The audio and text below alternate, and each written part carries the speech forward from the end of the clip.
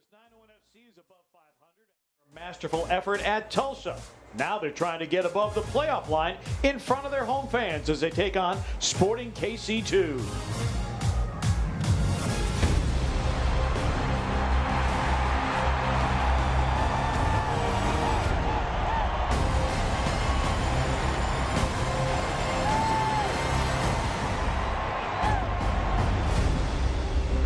Everybody, and welcome to the excitement of USL Championship Soccer from AutoZone Park in downtown Memphis, Tennessee. Memphis 901 FC, owners of a 4-match unbeaten streak, take on Sporting KC2 at the bottom of the table in the division. And we welcome you to our broadcast booth here at AutoZone Park. Pete Pranica, Peter Edmiston on the call. Now, Peter, this is a 901 FC side that has played great soccer. They're playing a team at the bottom of the table. You don't want to overlook anybody if you're trying to get above that playoff line. No doubt about it. And they've had one win, one draw, one loss this year against Sporting KC2. So a team they haven't necessarily gotten the best of. But, boy, they're playing some great soccer at just the right time. And Ben Pierman, managers, talked about playing your best soccer when the chips are down. Well, the chips are down, and they're playing fantastic. They're playing fantastic. They're defending really well, too. And they'll be tested tonight by Enoch Mushagalusa. 7 goals for Sporting KC2. He is the only player who has appeared in all 27 matches for Sporting. Yeah, Mushagalusa, a youngster who is really talented, but of late has the goals have dried up a little bit. Just 1 goal in his last 9 appearances from Mushagalusa, which you might expect from a young player, and especially with a team like Sporting KC2 that have struggled of late. Really got to hold him down if you're going to make sure that you get a big win tonight. Meanwhile, for 901 FC, in the last match at Tulsa, Laurent Kisiadou, the first professional brace of his career. Well, and what a brace it was. You want to have a first brace. How about lobbing the keeper from about 40 yards out, and then on top of that, lacing one in to the goal with a terrific force. Like, you look at this guy, and he's been so talented throughout the year, but Pete, he's been a little bit inconsistent, and when he puts it together, he's probably the most talented player on this roster, top to bottom. Hasn't been easy for him, but boy, if he's playing well, that's great news for Memphis 901 FC. Memphis 901 FC tries to build on the 4-match unbeaten streak. We're back with the opening touch and the starting 11s in a moment.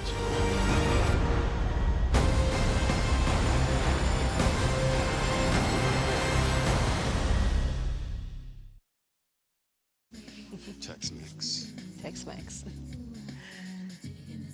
Termites. Don't mess up your deck with Tex-Mex. Terminex, here to help.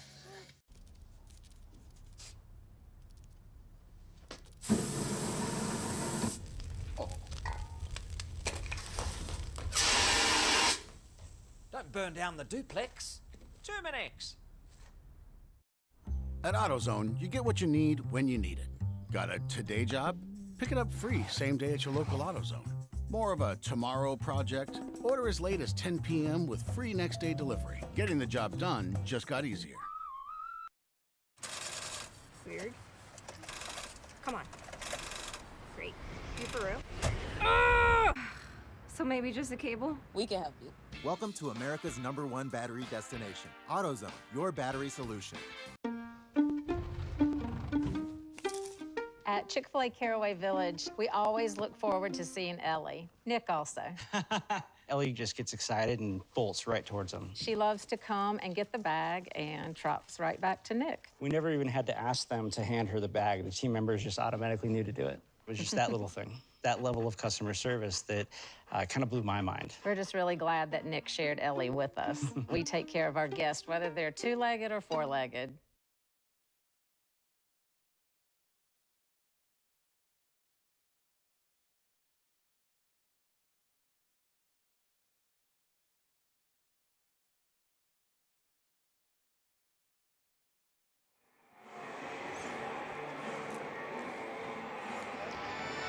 And welcome back to AutoZone Park. 901 FC taking the pitch here in downtown Memphis, wearing their home black kits. Laurent Kisiadou, the hero of the match the other night in Tulsa with his first professional brace. Sporting KC lineup presented by AutoZone looks this way. Kendall McIntosh will start in goal tonight. Mateo Bunbury, a recent addition to the roster, But look out for Enoch Mushagalusa, as we had talked about. Both of the Rod brothers, Keva and Jaihan, are going to be in the starting lineup tonight for Paulo Nagamura. That's the AutoZone starting 11 for Sporting KC2. They are 4-15-8 on the season. For 901 FC, 9-8-8. Cody Cropper in goal tonight. He has been sensational. Segbers, Logue, Thomas, and Gonzalez on the back line. Kyle Murphy, 15 goals on the season, the most dangerous offensive threat for 901 FC. Head coach is brought to you by XMC Technologies. Paulo Nagamura in his 4th season as the head coach for Sporting after being an assistant, played 12 seasons in MLS soccer. And the manager for 901 FC, and I think he's done a remarkable job, is Ben Pierman. As you get a look at Leston Paul, who will wear the captain's armband tonight. You see Alan Wynn there. The first goal, there's Ben Pierman. The first goal scored against Tulsa was an own goal, and it was set up by a Wynn entry into the box. And Ben Pierman, Peter, I just think he's done a really good job with this club through a long season, coming off the COVID-shortened season, a whole new roster, very few holdovers coming back in. And I think he's done a remarkable job. And one of the rugby players who will be here playing rugby sevens on this weekend is that's a rugby. I thought it was Steven Adams for a second, Pete, and he bashed that thing good. That was in the Taylor Jenkins category right there of fired up. Well, it's funny you mentioned Steven Premier Adams. Sevens coming this weekend, by the way. Yeah, well, it's funny you mentioned Steven Adams because he said, well, I was trash at rugby, so I had to play basketball. Well, that gentleman was not trash at bashing the guitar. No. For sure. You mentioned Ben Pierman. I think he has done a really remarkable job with this team. It has been such a challenging year. You've had injuries, you've had COVID, you've had the beginning of the season that because of various delays and things, teams that played 4 or 5 matches before Memphis 901 FC had played even 1, so they are catching up now on the back end and then still have a couple games in hand over most of the league. It has been a real challenge in a number of different ways. And Ben Pierman, even late in getting a lot of these players in, some players coming in like Alan Wynn in the middle of the season, and yet 5 goalkeepers have played for this team. 5. Well, and you're including Mark Segberg. Well, I give his little cameo. He made a great save. He helped to save that game against Indy 11. But it's been tough, Pete. But they've really persevered, and I think on top of persevering, they've developed a style of play that's starting to be more obvious over the last few matches, more expansive. You're seeing tonight they're playing with 2 holding midfielders. You can tell they want to try to possess the ball a little bit more, hang on to it, and that's been something that's been growing with them. So I think Ben Pierman deserves an awful lot of credit in rising to the occasion, and his team stepping up well, including that gentleman there, Laurent Kisiadou, who, as I mentioned in the open, probably the most talented pure player in terms of what he can do on this pitch. And if they can just get him to be more consistent, that takes Memphis 901 FC to a different level. And we have a bit of a delay here. The fire baseball alarm? No fire alarms. But the baseball infield has been resodded, and Kendall McIntosh, you see him there in the green 22 shirt talking with our center referee Danielle Chesky, unhappy about a bit of turf that had come up along what would be the third base line. And so we're going to have a conversation here, and Kendall McIntosh not thrilled with the condition of the pitch along the third base line. Well, I wonder what had happened, because they've obviously had time to go through warm-ups throughout this, and so this must have been something relatively quick that had popped up. Keep an eye on it. It is such a difficult job that the grounds crew here at AutoZone Park has to convert with the Redbird season coming to an end. Now you can officially sod and convert and change that, but it's to go up and down, to have the mound actually lift up, and so many unique challenges to AutoZone Park to make this a playable and a good surface. I know the looks can be a little bit iffy sometimes because of the nature of the way it has to be done, but the surface plays well. But sometimes you're going to have stuff like this, and as a goalkeeper, I understand you don't want to slip, you don't want to have any kind of an injury concern or lose confidence, in your ability out there to do that. So it's understandable to have a pitch inspection and make sure everything's okay. Yeah, because the third base line runs right through the top of the 6-yard box. And so it's a very well-traveled area for the keepers, and you're seeing the discussion now coming in from some of the folks in maintenance. It's a difficult thing for sure to have to make sure that something like this, it can come up. It can come up from time to time, and everyone just wants player safety to be first and foremost in any kind of a discussion like this. We'll figure this thing out. So Danielle Chesky is the center official tonight. Zeno Cho, Austin Holt are the assistants, and we will take a break as we try to get the field ready for play tonight. Back to AutoZone Park in a moment on ESPN+. Tex-Mex. Termites. Don't mess up your deck with Tex-Mex. Terminex. Here to help.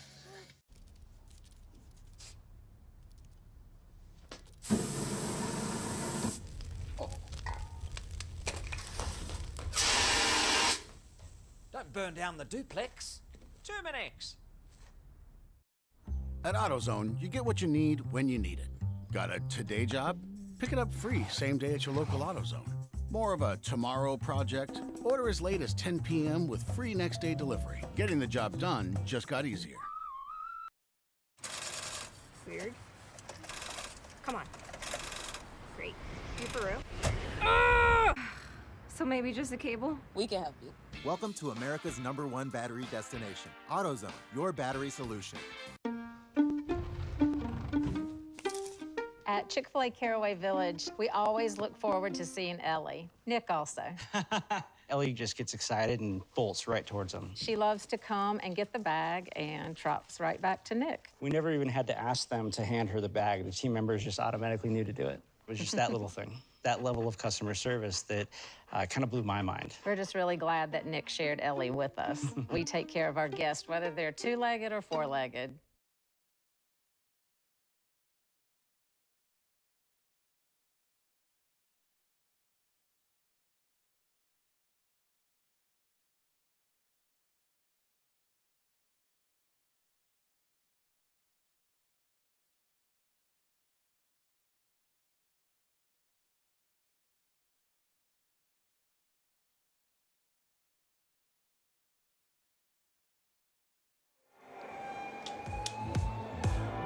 And I believe we are just about ready for play. They did bring out a shovelful of dirt. There basically was a large divot that, as Kendall McIntosh was warming up in front of his goal, a bit of turf came up, and so they have put some dirt around it to solidify that spot. And apparently Danielle Chesky is satisfied with the condition of the pitch. Kendall McIntosh is as well, the sporting keeper. And we're going to check all quarters of the pitch. Chesky looks at her watch, and we have the first touch of the match. Well, Pete, I was starting to get a little bit nervous. I'll be honest with you. After last night's fire alarm, and you and Brevin Knight and Rob Fisher having to deal with that for the better part of an hour on the air while they figured that whole thing out. I was just thinking maybe this was a fire alarm situation, and maybe did you break a mirror? Did you have a black cat run in front of your path or anything like that? No, nothing like that. Okay, so just making sure. Well, 901 FC, we've talked about it. They're coming off a 3-0 result at Tulsa. Meanwhile, Sporting KC2, they're coming off a 2-1 loss. Well, there've been the three matches previous with these two teams have been three completely different type of matches. You've had a scoreless draw. You've had a 2-1 to Memphis 901 FC, 3-2 loss in a game that was pretty poor by 901 FC standards. So it's been kind of a weird team for 901 FC to get a feel for, and that's often the case sometimes, Pete, with these two teams and the MLS teams. You don't quite know for sure what sort of team you're going to be playing on any given night. You may catch a couple guys that are playing hot, that may be called up, and they may be sent down.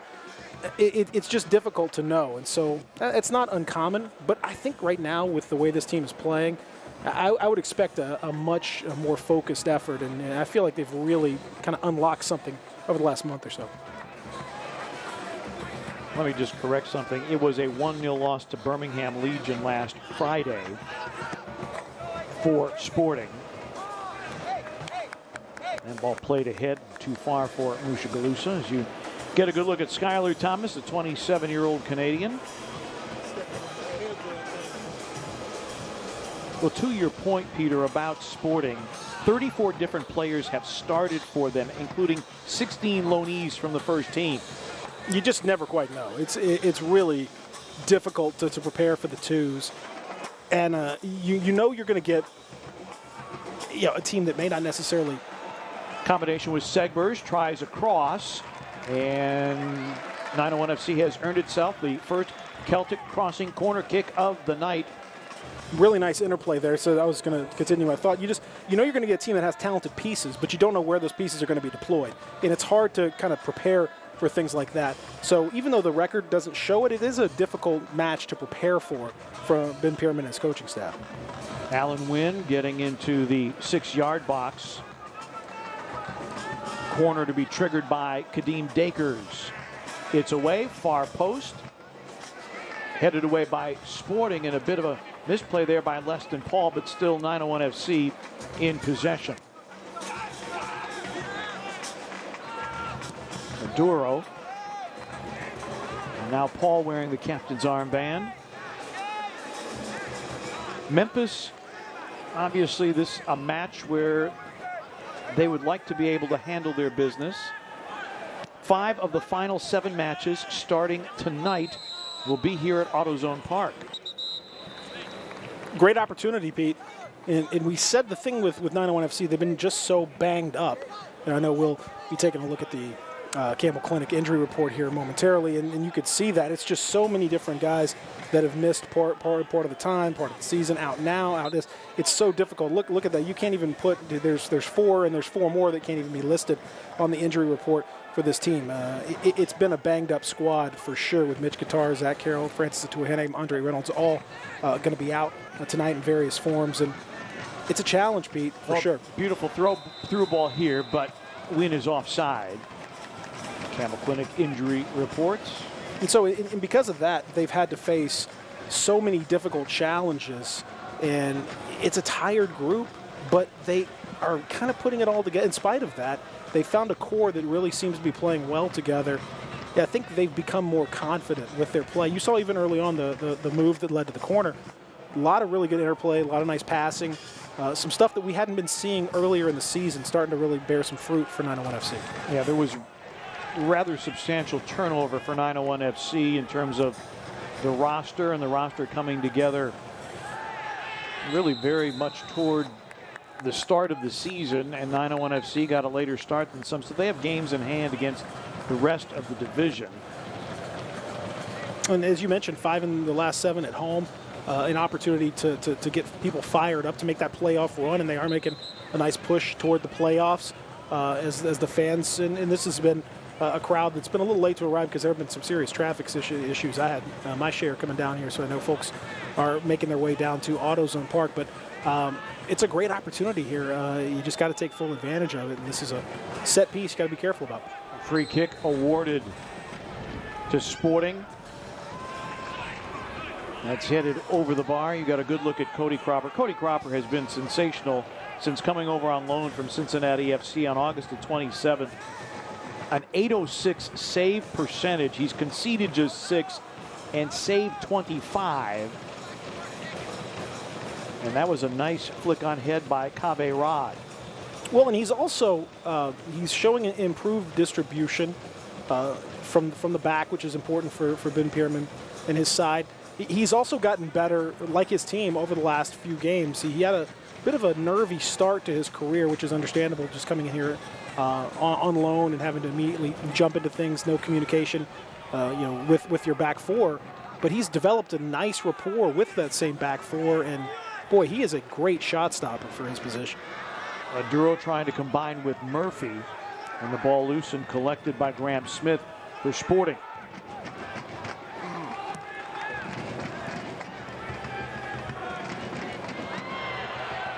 Well, to your point about all the injuries, and we talked about the transition with Sporting 18 different field players have started for 901 FC this year. Every non-academy player on the roster has started at least one match. It is an unusual amount of turnover, especially, you expect it from the twos. LaFleur nearly got to the 6-yard box, but then he's dispossessed. Well, you expect it from the twos because of the nature of the way they handle their team. But you don't expect it, especially from the side with the lowest budget in the league and a team that does not have the size in terms of the roster. It's been everybody having to dig in, everybody having to contribute. Ben Pierman asking a lot of guys. Some guys having to play out of position, and they've really stepped up. And I like the attitude of the side, Pete. They just play and they look positive. Most of the time out there on the pitch. That goes a long way, especially when you get tired. It can be challenging. Mentally, I think they're getting stronger. Kiss you do. And now Segbers. Aduro.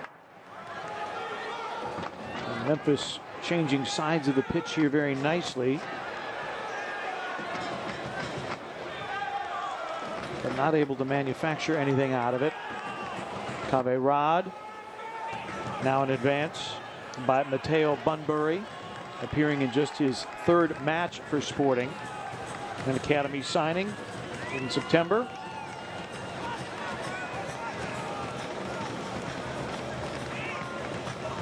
Sporting KC2 playing a real high line, Pete, to try to squeeze and compress the space and allow 901 FC very little space to work with.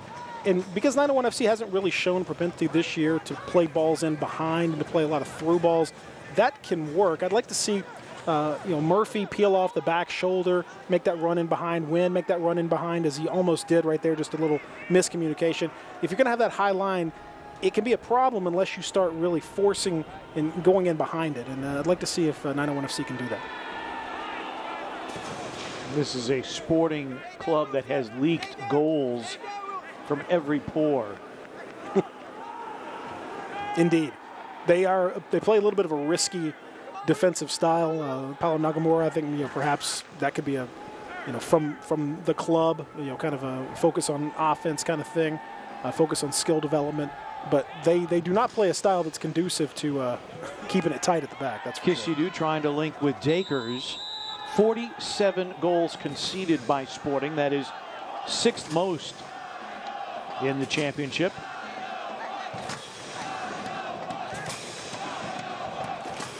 Only 4 victories for Sporting this season as you look at the Bluff City Mafia. Mafia in good voice tonight. And good drum. and good drum. Cymbals working, yeah. Well, and there you see Niall Logue, and you talk about the people that have come in through the course of the season, and I think that Niall Logue has been a big reason why 901 FC, their defense has really picked up, and the results have started to mount. Came over on loan from El Paso Locomotive in late June. Yeah, I think he's come in and taken like a duck to water. His physicality, he reads the game really well. He's got a surprising amount of distribution from the back with that left foot. He can slide over and pass, medium and long distance passing quite well for a center back, which helps in the system that Ben Pierman has wanted to play to kind of build from the back. He's been awesome for this team, and they've really needed it because they've had some key injuries, obviously, in their back four. Aduro and Memphis trying to get some shape to its offense now in the 11th minute.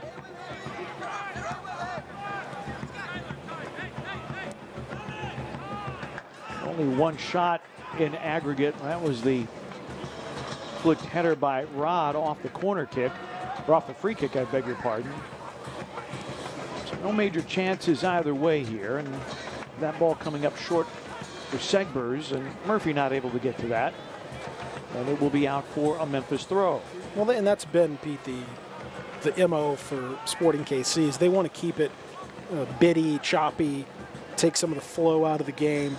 901 FC, you could tell, Ben Pierman's had a couple different ways to set up his team. Sometimes he'll play with one holding midfielder, sometimes he'll play with two. And you can kind of glean from that the way he feels like the game is going to go, if they want to go more counterattacking. But you're playing with two holding midfielders here. I think he wants to possess the ball a little bit, starting from the back, do some slow developing moves, just maintain control of the match a little bit more. And so I think Sporting KC2 has done a nice job so far of breaking that up and not allowing them to get in that kind of a rhythm. It'll take a little time to do that too. We'll take a look at the standings at halftime, but what's on the line for Memphis tonight, they and Oklahoma City both have 35 points. Memphis currently sitting at 5th in the table, so a result tonight would get them to 4th. The top 4 teams in the 8-team Central Division will advance. Opportunity here for Sporting. Mushagalusa looking to turn to goal, but not able to do so. This is Isaiah LaFleur. LaFleur battling against Dakers. LaFleur gets it back, combines. Mushagalusa, sharp angle shot and headed, and a ball loose in front and finally cleared, I believe, by Gonzalez, as Wilson Harris had a crack at it as well for Sporting. A couple of really good opportunities in that, and some manful defending at the back. A couple of defenders trying to throw their body at it. Nice move from Sporting KC2, though.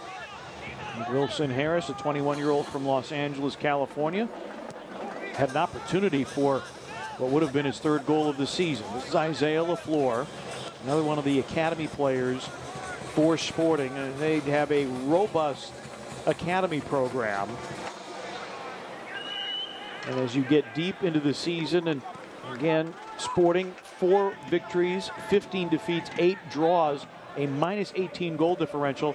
For Paulo Nagamura, this is all about development of some of these younger academy signings that they have. It is. It's also, the league has to walk that fine line, and I love seeing as many viable teams as we can have in the USL Championship and down in League One and League Two. I think it's a great pyramid. But when you have the twos versus traditional teams like Memphis 901 FC, you're just kind of two different types of teams, two different mindsets, two different sets of goals, really. And it makes it hard to coexist in the same league. It's difficult. So USL has to kind of walk a fine line when it comes to accommodating the academy sides along with the regular sides. And this will be the 3rd consecutive year that Sporting KC2, formerly known as Swope Park Rangers, will not make the championship postseason. Mushagalusa trying to get around Segbers. Dakers took him down, and it's a play on. Kisyadu momentarily with a control, and LaFleur taking it back for Sporting. Well, I have to say, I like the way that Daniel Chesky, our official, is calling the match so far. 2 or 3 opportunities to blow the whistle, and she has elected not to pretty consistently. So very, very nice. I like to see that sort of thing. When you take a look at the opportunities that Sporting KC had here, Mushagalusa hangs it up, and boy, just a flat miss on that header. Great opportunity to put it in a better position, just couldn't quite get enough on it, and that allowed the combination of Gonzalez and Logue and Thomas to get back in position.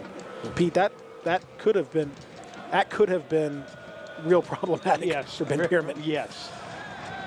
But Raul Gonzalez, who had that incredible scissor kick winner earlier this season, a goal that might be one of the best you'll see.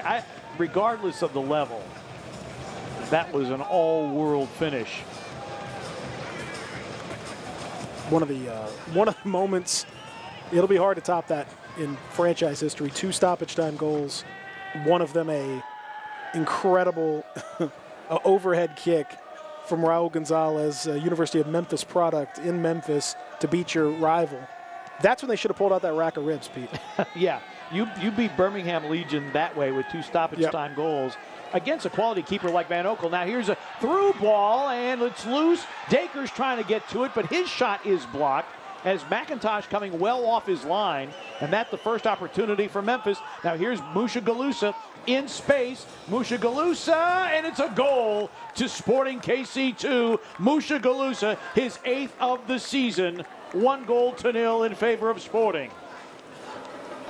Enoch Mushagalusa, we mentioned in the build-up, he is such a good player and has been struggling of late.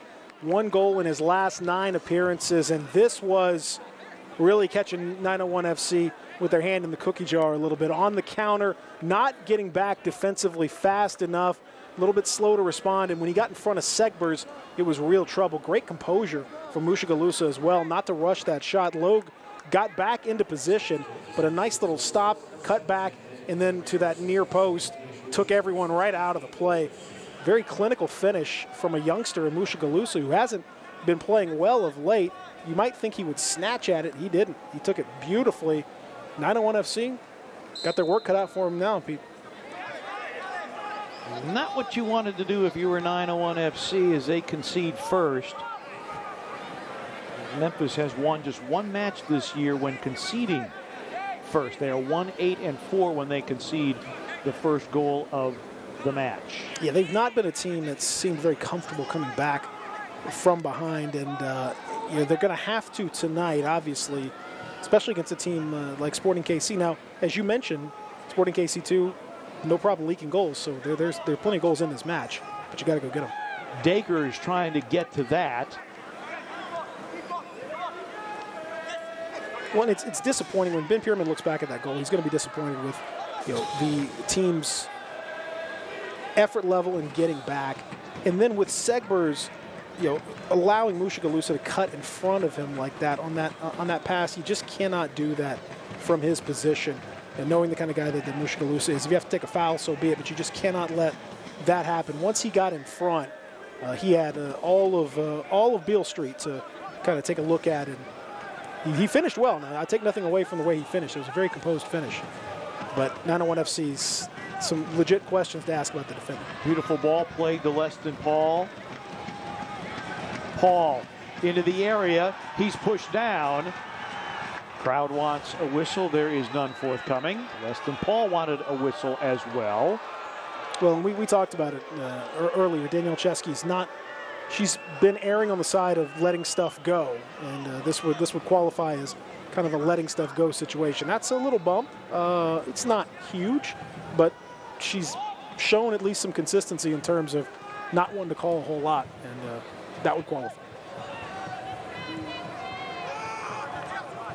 Segbers working on the right side. Accommodation for Dacres. Dacres looking to turn, crosses, and it's headed in. Oh, what a sensational goal from Kyle Murphy. Oh, my. 16th goal of the season for Kyle Murphy, and we're on level terms in the 20th minute of a Chick-fil-A Mid-South goal. That's how you respond, Pete. That's how you respond. A tremendous turn from Kadeem Dacres, left his defender dead. And then even better was the cross to the far post that allowed Kyle Murphy to finish with ease. Look at this little chipped cross right over, perfectly positioned, and Kyle Murphy will not have an easier header in his life than that one. The cross was spectacular, absolutely phenomenal from Kadeem Dacres, and Murphy had nothing better to do than pop it right in the back of the net. 1-1. Fantastic goal. Kendall McIntosh trying to get to the cross. That took him out of the play, and Murphy sends it to the back of the net. Oh, what a spectacular turn, and that one of the crosses of the season right there. You cannot do it any better than that. And if there was ever a need to display exactly what this 901 FC team has kind of changed into mentally, there you go. In previous games, we've seen them kind of hang their head or end up going down 2 goals or maybe not get it back. Within 4 minutes, they're back on level terms, and it's 1-1. And back to the feet of Dacres along the touchline, trying to turn. Combination doesn't work quite too well there, but again, Memphis trying to keep good pressure on, and that's deflected out by Ozzy Cisneros. So a throw in for Memphis. As we remind you, Select, since 1947, Select has been the leader in soccer ball quality and innovation. They're the official ball supplier of the USL Championship and many of the elite leagues throughout Europe. For the latest select products and special offers, please visit selectsportamerica.com. That's a response, Pete. Yeah, that's exactly what you want. I mean, That's how you do it. If you're Ben Pierman, I mean, and that was such a sensational service by Dakers. Dakers team high 6 assists for 901 FC. Well, and they've got quality up front. I mean, you know, Kisidu showed it in that last match against Tulsa with an incredible 2-goal performance. You saw it from Dakers throughout the season. He has great ability to finish and to pass, and Kyle Murphy is an out-and-out goal scorer. Yeah, that's just what he does. He wakes up in the morning, scores a goal, eats a little lunch, scores another goal, has some dinner, scores a third goal. That's what he does. But does he growl like Roy Kent? He looks like it. He looks like it. He looks like he should. His voice is not Roy Kent. You know, if you listen to Kyle talk, he doesn't sound quite like Roy Kent, but he looks like the kind of guy that could shave in the morning and have a full beard by the time he goes to bed at night.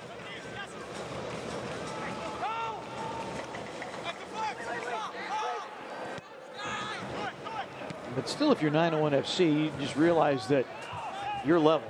You're not in the lead. Through ball there. Musha Galusa. Tracked by Segbers. Now an outlet to LaFleur. Isaiah LaFleur enters the 18. Deals. Combined back to LaFleur. Sharp angle shot. And Memphis is equal to the task to turn it aside. They'll concede a throw in here near the halfway line. Finding a lot of joy along that right side, Sporting KC2, really going after Mark Segbers, who has been the heart and soul of this team in so many ways, but he's also played a lot of minutes. And it's been a long season for Segbers, and he's not 100% himself like most everybody out here. So that may be an opportunity for Sporting KC. They certainly look like they're attacking in that direction.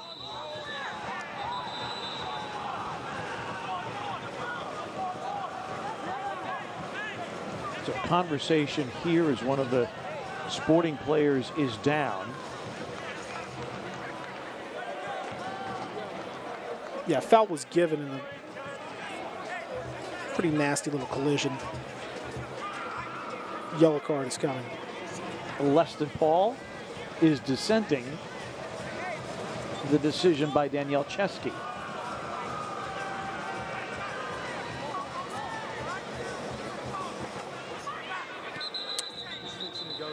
Yeah, I can see where Leston Paul would have some disagreement with that. I mean, he was really trying to just kick the ball, got a little unlucky. Foot went over the ball, but the problem is you go studs into the kind of the lower calf area there, and especially the fact that he slipped and fell kind of looked like he was sliding in. I don't think that he was really sliding in, but the fact that he lost his feet and he kind of lost control of his body, that doesn't look good either for the officials. And so, as we mentioned, Daniel Chesky has not really been one to pull the cards out. Hasn't really blown a lot of whistles, but that one, she's not going to look too kind now. Leston Paul, when you see him after training and you interview him, he is so easygoing. He is not easygoing at the moment, going for the ball, and that's Jake Davis that took the worst of that collision. Well, and you know, he's just got that kind of Trinidad and Tobago vibe to him. Niall Lowe got ahead to that ball entered in. And getting a block in the 18, but Memphis not able to clear now in the 26th minute here in the first half.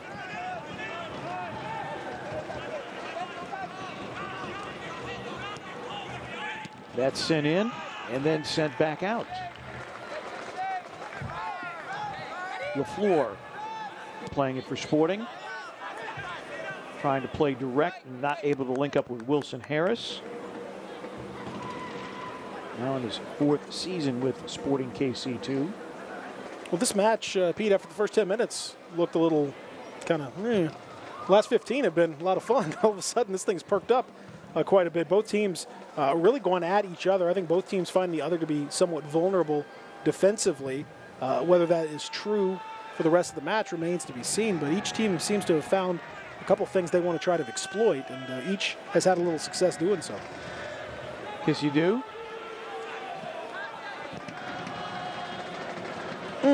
And too much pace on that, missing the connection with Allen Wynn. I like what 901 FC is trying to do in terms of moving the ball from touchline to touchline and trying to make this Sporting defense chase as much as possible. We've talked about their issues with conceding goals, and anything that you can do from a Memphis perspective to create a little bit more pressure on that suspect defense, so much the better for the home club. When I talked to Ben Pierman about that, actually, about a week and a half ago. I had a long chat with him, and he mentioned that's one of the things that they've been working on is moving the ball from side to side along the pitch and moving it quicker. You know, being able to go from one to the other, skipping, you know, a pass here and there, trying to go one way to the other. And it's working well, and you're seeing that here. And a direct ball for Sporting. That left-footed shot is blocked, but again, 901 FC not able to clear. Another long shot that's deflected by Loeb, headed by Dakers. Davis tries to settle it, and Sporting getting organized here offensively. One of the offshoots of Sporting KC playing such a high line and playing a compressed set of two lines is they can counter pretty quickly. And that's causing some issue for 901 FC. Their ability on the counter to be able to kind of catch them off. If you have too many men coming forward and trying to kind of go back and respond can be a challenge, especially with what Ben Pierman asks of his fullbacks. They have to make a lot of runs up and down the pitch. That could be a little bit of a problem. So Sporting KC's kind of sniffed that out, and they're playing a bit of a risky high line, but it's given them 2 or 3 opportunities on the counter. Good marking by Segbers there. And Memphis with a goal kick.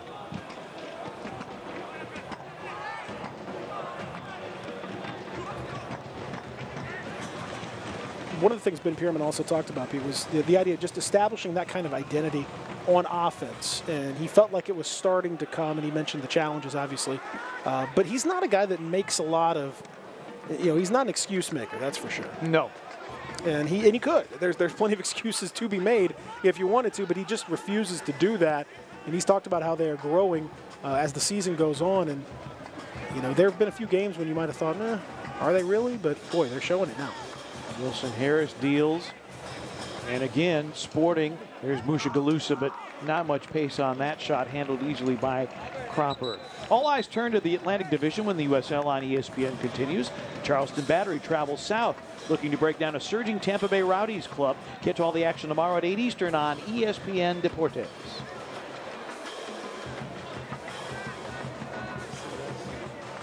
Cropper, native of Atlanta, 8 saves in earning the clean sheet at Tulsa. And trying to figure out here what the conversation might be.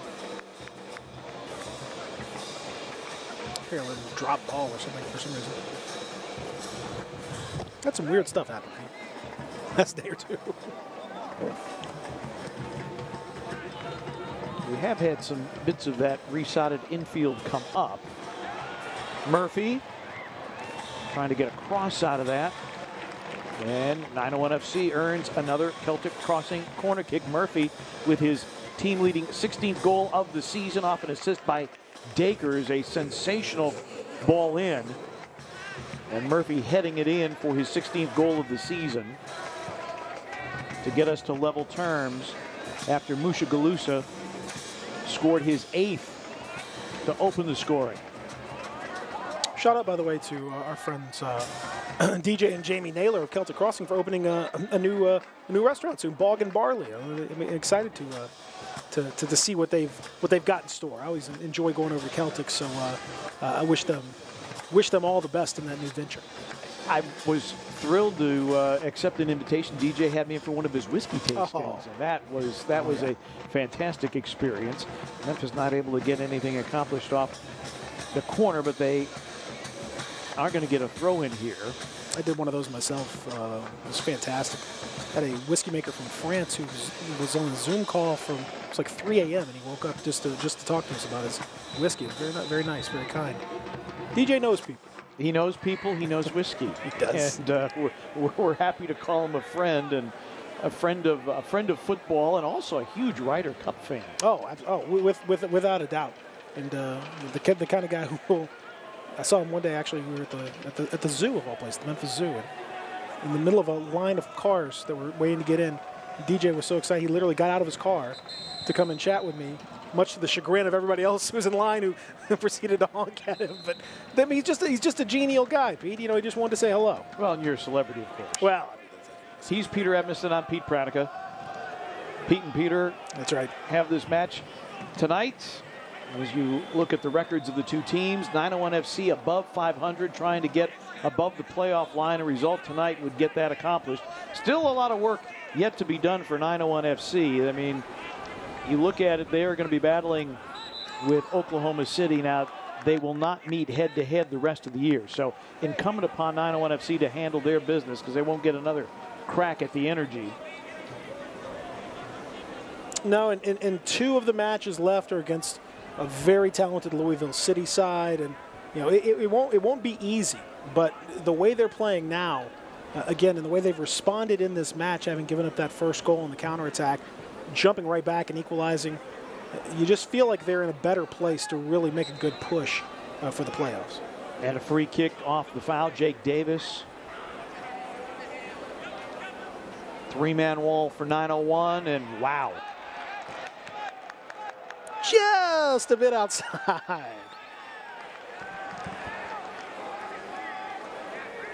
That was a field goal kick.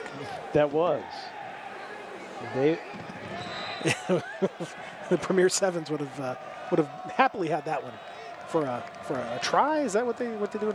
I believe it is a try. All I know is that it is not a rouge. That is unique to Canadian football. I think.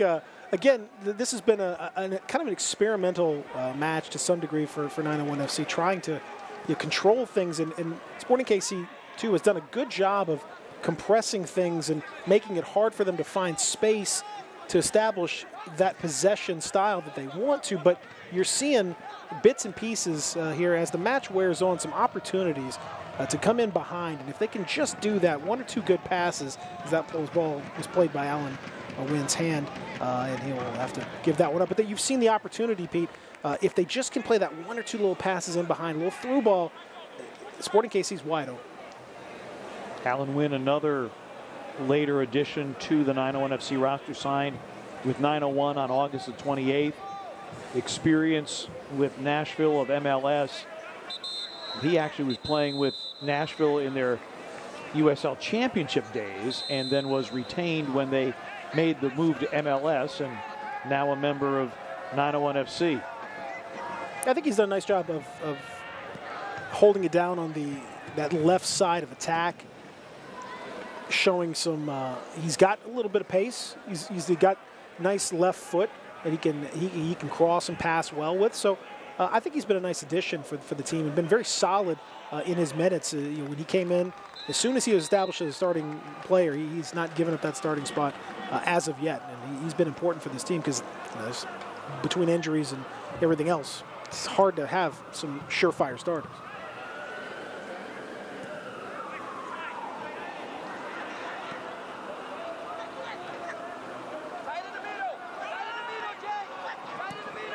Memphis has done well on a four-match unbeaten streak. They're a club that they don't need a huge share of possession. They have struggled at times with passing accuracy and possession and making the most of their opportunities. But over this four-match run, they have done well, regardless of what the statistics may have shown. As long as you have results at the end of the 90, they're 3-0-1 in their last four, beating Louisville City, a draw, a 3-0 win at Tulsa, then a 1-1 draw with Louisville City, and victories over Red Bulls 2 and Indy 11. There's no doubt they're playing better. You've got certainly some things that they need to clean up. And as you mentioned the possession, Pete, and possession has not always been their game. They've been kind of drifting towards that over the course of the last few games, where they want to be able to control the ball a little bit more. Ben Pierman wants them to have a little bit more possession rather than just kind of playing on the counter as they've done from time to time this year. It's a work in progress. Another direct ball, and that one curled over the bar off the boot of Musha Galusa. And this is a Sporting side that they are counterattacking and they are playing direct. No doubt. And that was just a straight route one right over the top to Musha Galusa, who handled it well. And again, they seem to have identified Segbers as a weaker spot or an opportunity for them to take full advantage of that. That was not far off from Musha Galusa as he curled it right over. And fortunate that it goes over the crossbar. But he's getting a little too much of a look at it. And I wonder if Ben Pierman isn't going to kind of tuck in maybe Adoro and Leston Paul to double up on Musha Galusa over on that left side. Converting chances has been an issue really for both of these clubs, converting about 12 or 13% of their chances, which has them in the bottom quartile of the championship. Devin Rensing, assistant coach, unhappy with some turn of events on the pitch. I love that you use the word quartile, Pete. That's a great word. We're going for the vocabulary word of the day, yes. Love it. That's off Gonzalez, and so a throw for Sporting. Sporting winless in their last 3 matches. They have won just once in the last 13. And a bit of a stunner that, a 3-0 result over Oklahoma City. Well, again, that's what you get sometimes with these sorts of teams. Is every now and then they'll pop up with just the right mix of players and put on a really strong performance. And then some nights it'll be a different mix and they'll look terrible. It's really hard to predict. Kisiadu, Murphy trying to get to it, but he's run off by Kave Rod. Good idea by Kisiadu and Murphy, but not quite able to get it executed. Rod getting back defensively. And he's going to get a yellow card, and I think that's I really like the officiating in the USL Championship can be, let's be kind and say hit or miss, Pete, but I think she's been my favorite official so far. She's been spot on, and that was a good yellow card again, because Kyle Murphy had beaten Kave Rod all hands up and was going to be able to put at the very least a dangerous cross in, and Rod just bumped him right off. That's got to be a yellow card if you want to take control of the match, and immediately it comes out, no questions asked. Danielle Chesky is our referee tonight. Dakers. He assisted on the equalizing goal. Curling away, headed away. Leston Paul going back to chase along with Segbers. Low, a heavy ball to the far post. It's chested down by Dakers. See if Memphis can make something out of this. But a good play defensively by Isaiah LaFleur for Sporting. And that opportunity promising for a fleeting moment, but only for a fleeting moment. And another whistle and a stoppage. It looked like there was a foul, I guess, in the previous build-up. Some question about that, so I'm going to bring the ball back over here. It would appear, I think. Yeah, here we go. That was a little heavy from Logue on that cross, but a couple of decent opportunities. Dakers with a nice ball in on the free kick. But Pete, it hasn't quite come together for 901 FC tonight. Just bits and pieces. You're seeing little opportunities here and there, but it hasn't been a consistent performance as of yet. Typically, 901 FC has been better in the second half than in the first most of the time, so I think you'll see Ben Pierman clean a few things up at the half. Yeah, I think, let's just be honest, the side of the pitch that Sporting KC is attacking is a lot easier to attack. Yes. Based on the quality of the pitch and what's happening than the other side. I think that will be a real advantage for 901 FC in the second half. Segbers with a great tackle. Here's a great ball for Murphy. Murphy into the 18. Oh, and coming off his line, it was Kendall McIntosh. Ball got a little far in front of Murphy, and McIntosh got extremely decisive and took it away from Murphy. Oh, Pete Murphy's going to want that one back. That was a heavy touch from Kyle Murphy as he saw a lot of green grass in front of him. Got a little excited. That one touch took it just too far in front of him and invited the keeper to come out and make that play, and that's exactly what he did. Just take a little off of that, and you can chip the keeper, you can go around him. There's so many things you can do. But Murphy just a little too excited with that first touch. He was thinking about that 17th goal and a go-ahead goal at that. Well, we've been talking about it. You play that through ball. You got that high line. You play the through ball in behind. Murphy did a great job of peeling off the shoulder. It was right there for him.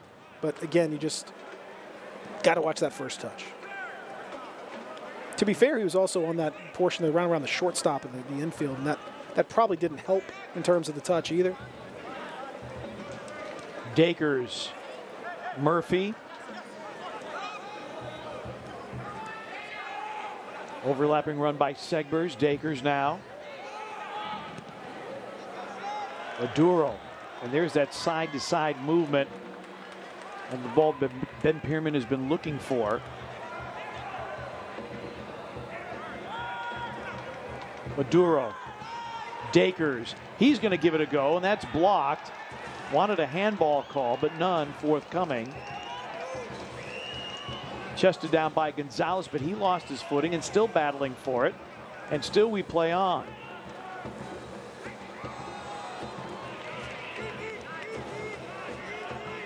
Best series of moves of the match for 901 FC, Pete. Establishing the kind of the rhythm, the way they want to play. You can see it is a real challenge when the ball hits those portions of the pitch that have been sodded over. It's just slower. It's been sanded down. You can tell it's more difficult to play on. Gonzalez in a sprint. And that shot is whistled high and wide as we get to the dying moments of the first half. Here it is again. You see great job peeling off, and Murphy with that opportunity, but that first touch just takes it right into the path of the keeper. And you see if you take a little off of the touch, then all of a sudden you have nothing but opportunity. Lots of things you can do with the ball. But you did that heavy touch, and you really invite the keeper to come out and make that play. And credit to him, he was on the spot, able to do what he needed to do. But just unfortunate that Kyle Murphy couldn't beat Kendall McIntosh on that play. Yeah, Murphy with that amount of speed and momentum, kind of hard to have a light touch. It is. It's one of those things that when you watch it, you know, it looks a lot easier than it actually is when you try it. Whew, forget about it. It's an extremely challenging thing, especially for a player. You know, with Murphy's not a small guy. You know, he's a powerful player, got some speed, and I think as good as he is, he'll be a little disappointed with that. And Musha Galusa, the ball at his feet. Now an opportunity here, going to the far side and loose. Settled, Cisneros. And Cody Cropper less than thrilled with his back line at the moment. Adoro made a really nice clearance in that buildup that allowed this thing. If you watch Adoro here, just barely able to get something on it, then kind of an overhead kick to get it out of the line of fire. But once again, right back at it, and Leston Paul makes a good clearance. We've seen some danger.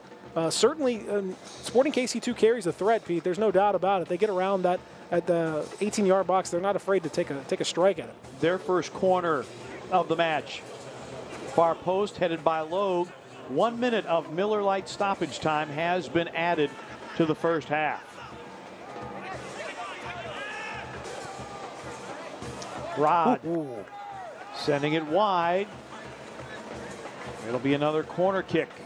And some nervy moments for 901 FC as they're absorbing a fair amount of pressure here in the dying moments. Kave Rod forcing Cody Cropper to come out. Hard to see if he got a touch on it. I think he did. I think he did just get a touch on it. I don't think he needed to, but Cropper wasn't to be 100% sure about that, so better safe than sorry. Low ball one time, and that well over the bar off the boot of Bunbury. Well, that was a well-worked corner and a great set piece. Bunbury had pretty much a clean strike from about 20 yards out. About all you could ask for, and as we've seen from a lot of Sporting KC players, he sent it up into the Fielder Square apartments over there. Halftime whistle has been blown, and we go to halftime on level terms at 1. Enoch Mushagalusa in the 17th minute. Kyle Murphy equalized 3 minutes later. A 1-1 scoreline. Memphis 901 FC and Sporting KC 2. Level terms halfway through at AutoZone Park. Back with halftime in a moment.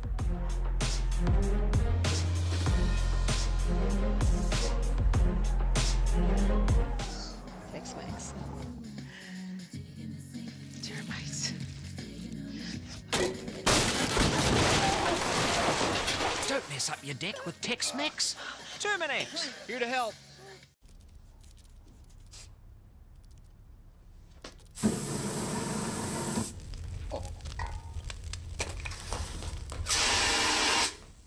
Don't burn down the duplex. Terminex.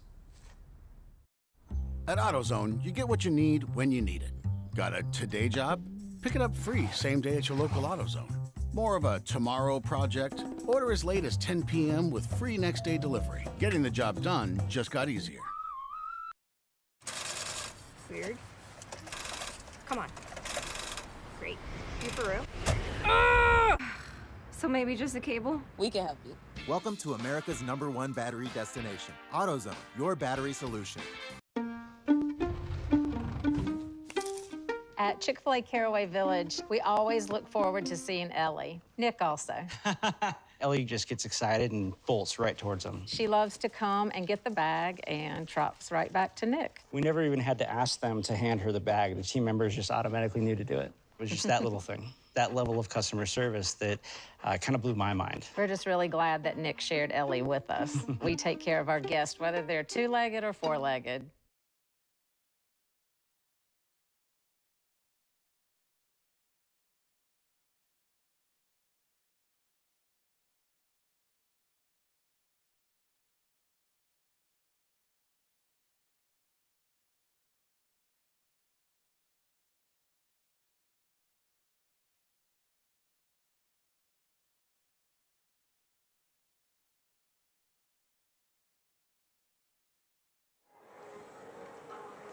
Halftime at AutoZone Park, and the Bluff City Mafia recounting the first 45 minutes that saw Sporting KC2 breakout on top. Kyle Murphy equalizing in the 20th minute. All right, let's take a look at the Central Division standings. Top 4 teams make it into the postseason.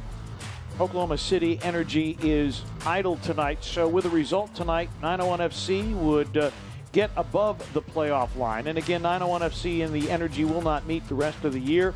Louisville City and Birmingham Legion, that's a spirited battle for the top of the table and home field advantage. No question about it. And this is the time, and you look at the games played, that's so important. 3 games in hand over OKC Energy with the 7 that they've got remaining, 5 at home.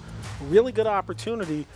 But it kind of has to start tonight, Pete. You'd like to see that second half against Sporting KC2, because I kind of looked down at the bottom of that standing and I see Sporting KC2 cut way adrift from the rest of the league. You really cannot afford to drop even 2 points. Even a draw would be somewhat disappointing given the position that they're in. No, and Oklahoma City will not play until Sunday, when they take on Austin Bold at Bold Stadium, and that same day it'll be 901 FC taking on San Antonio FC, a 7:30 start. 1-1 is your halftime score here in Memphis. Back with more halftime in a moment. As you step onto the field, you step into your purpose. You step strong. You step hard. Con toda la fuerza de mujer. You step up.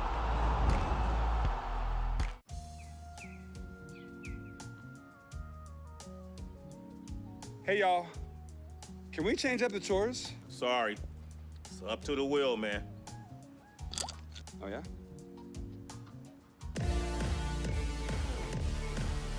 Hey, change the channel back. Sorry, it's up to the wheel.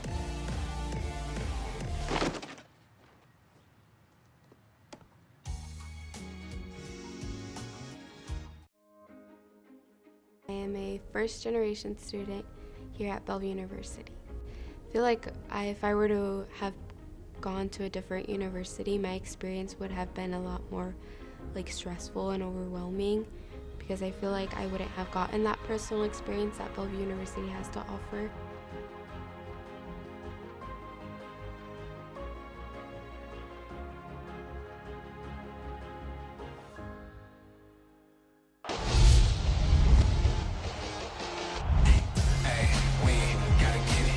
Sebastian Doggart from distance, and he drills it!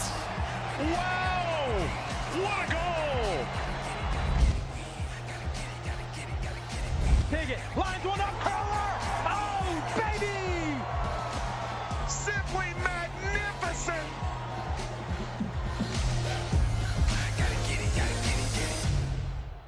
Today, as you step onto the field, you step into your purpose. You step strong. You step hard. Con toda la fuerza de mujer. You step up. Premier Rugby Sevens comes to Memphis. Olympians and America's top men's and women's players square off in an action-packed 18-game tournament. It's a battle on the field and a festival in the stands. The inaugural Premier Rugby Sevens Championship. Saturday, October 9th at AutoZone Park. Get tickets at pr7s.com. Tex-Mex. Tex-Mex. Termites. Don't mess up your deck with Tex-Mex. Terminex. Here to help.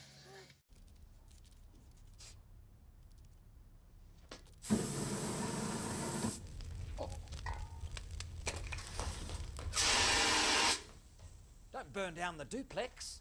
Terminex. At AutoZone, you get what you need when you need it. Got a today job? Pick it up free same day at your local AutoZone. More of a tomorrow project? Order as late as 10 p.m. with free next day delivery. Getting the job done just got easier. Weird. Come on. Great. You for real? So maybe just a cable? We can help you. Welcome to America's #1 battery destination. AutoZone, your battery solution. Memphis 901 FC Soccer is brought to you by Terminix, defenders of home, and by AutoZone. Get in the zone. 1-1 is our score line here at AutoZone Park as you look at some of the fans who are taking a break from what was, Peter Edmiston, a pretty active first 45 minutes. Let's take a look at what else is going on in the championship at the moment as we near playoff time. Jonathan Gomez moving to Spain. The 18-year-old goes to the La Liga side, Real Sociedad.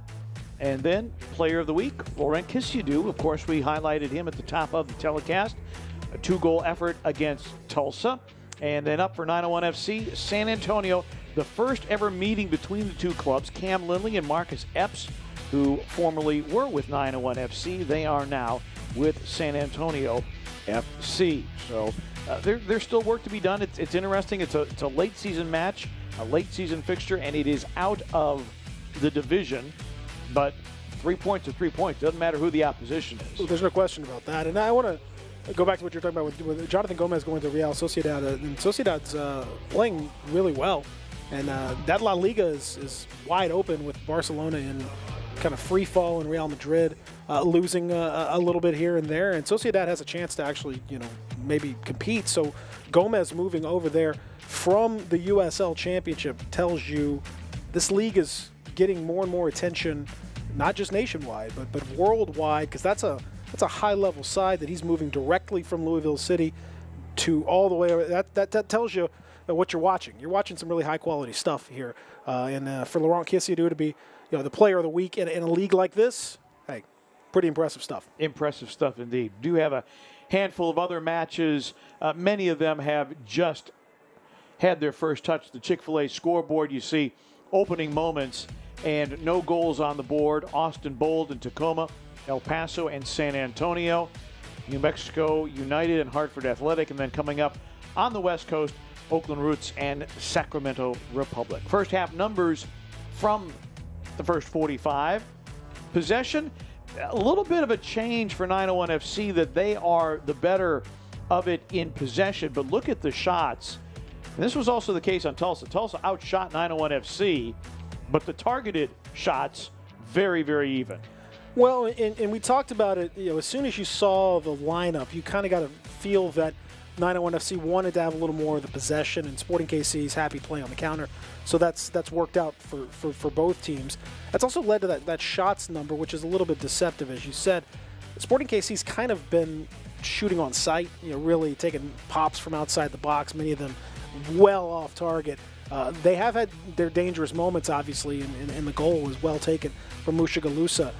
Memphis 901 FC's not had quite as much opportunity in that final third, but when they have been extremely potent. No matter who Sporting has put on the pitch, they have been willing to give it a lash.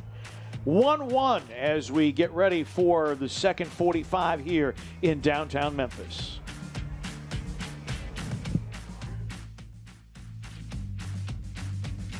Tex-Mex. Tex-Mex. Termites. Don't mess up your deck with Tex-Mex. Terminex. Here to help.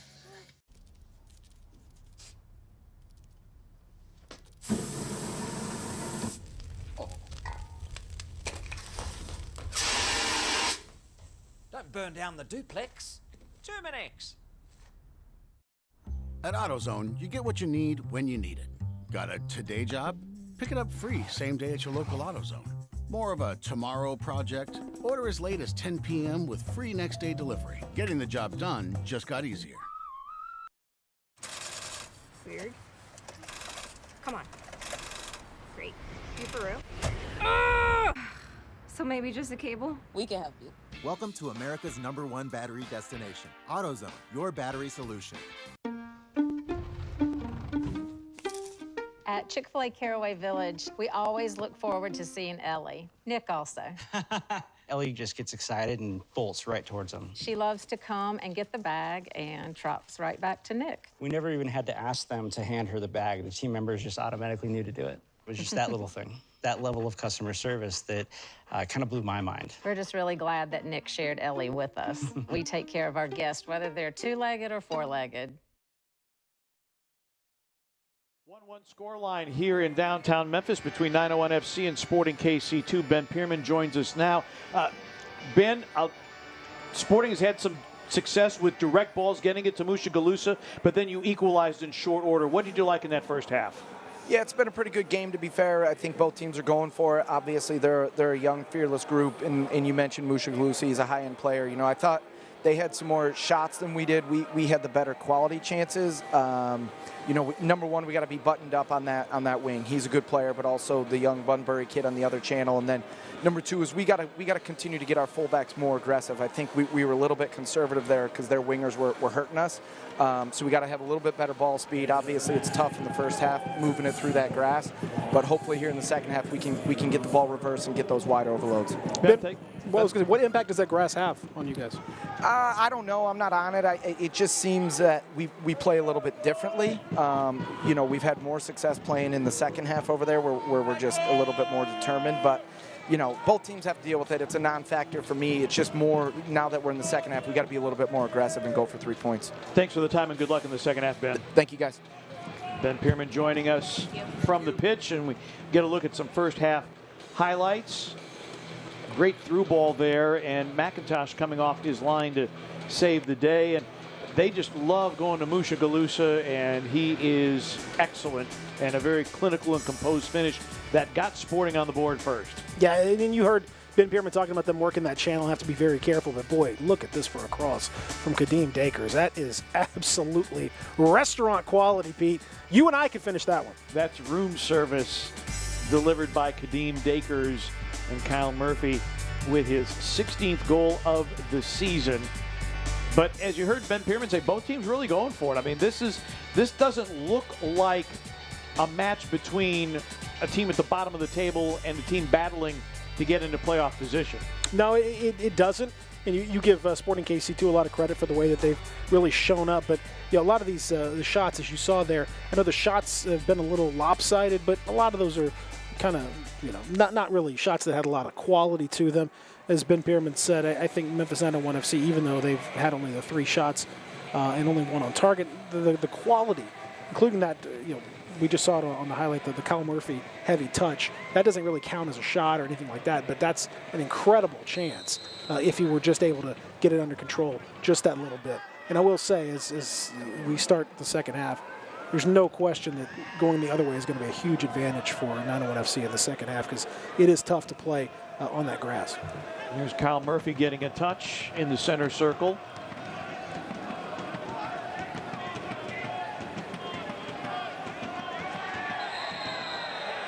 And the foul given to Sporting KC2. As we remind you, the USL's elite pre-professional platform, USL Academy, allows clubs to build a pathway to pro soccer by bringing together top local youth talent and helping players transition to their USL senior teams. If you'd like more information, visit usl-academy.com. Neither coach has made a substitution at this point. Heat and humidity not a factor tonight. We did not have a hydration break in the first half. Kisiadu, I believe, has changed his boots. He had a red shaded pair of boots in the first half. Well, it's when you're an attacking player like Kisiadu, you got boots for days. You got all different colors. You got the full rainbow, and so just whatever your mood is, you change them at the half. Sometimes you change your mic at the half, Pete. You just never. Sometimes you just got to change the rhythm up a little bit. Now, Kisiadu doesn't want to change whatever boots he was wearing in Tulsa, the boots he should be wearing. He may have to retire those babies. From a Memphis perspective. Those babies may be up in the museum somewhere after the 2 goals he scored. The quality of those, ooh, man alive. Those are nice. Those are artistic. Can't pull those off, Pete. I've tried.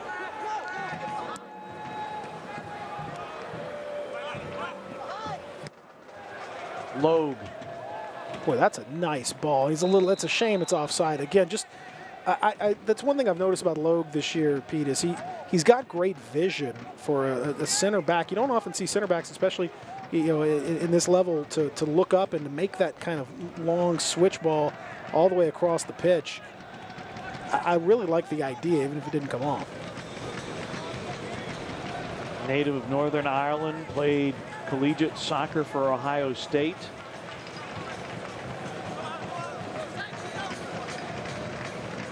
Gonzalez tracking that down for 901.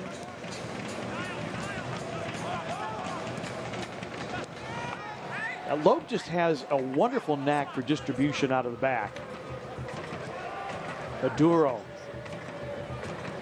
And you see Memphis starting to connect some passes, and this has been something that, and as soon as I say that, they misfire on that one. But by and large, it's been a bit of a struggle for them to connect their passes. Their passing accuracy is not, I'm sure, where Ben Pierman would like it to be. Yeah, it's about 79%, which is okay. It's not too bad, but particularly when you get into the opponent's third, it drops, or the opponent's half rather, it drops down to 63%, Pete. So again, when you get into the tougher passes, it has been difficult. But I like what you're saying, and the distribution and the idea is there, and it's so important, especially in today's game, to be able to distribute and start plays from the back. Logue does that really well. That's sent in, going far post, knotted down by Bunbury. Bunbury has played himself a nice match so far tonight, making just his 3rd appearance for Sporting KC2. Signed an academy contract in September. Had only played a total of 50 minutes coming into tonight's match. And winning the ball there for Sporting. Jake Davis. Davis going far post. Settled by Musha Galusa. Marked by Segbers. Musha Galusa. Outlets, top of the 18. Cisneros has it knocked away from behind.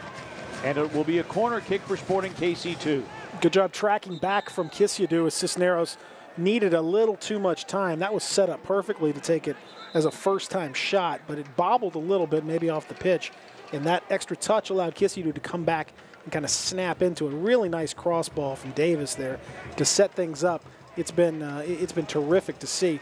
And then look at this little beautiful ball from Mushagalusa sets up, but again, just a little too hot for Cisneros to handle. And in doing that, that allowed Kisidu to come back. And he's hardworking. You know, he tracks all the way back. He's not just about filling those boots with goals, Pete.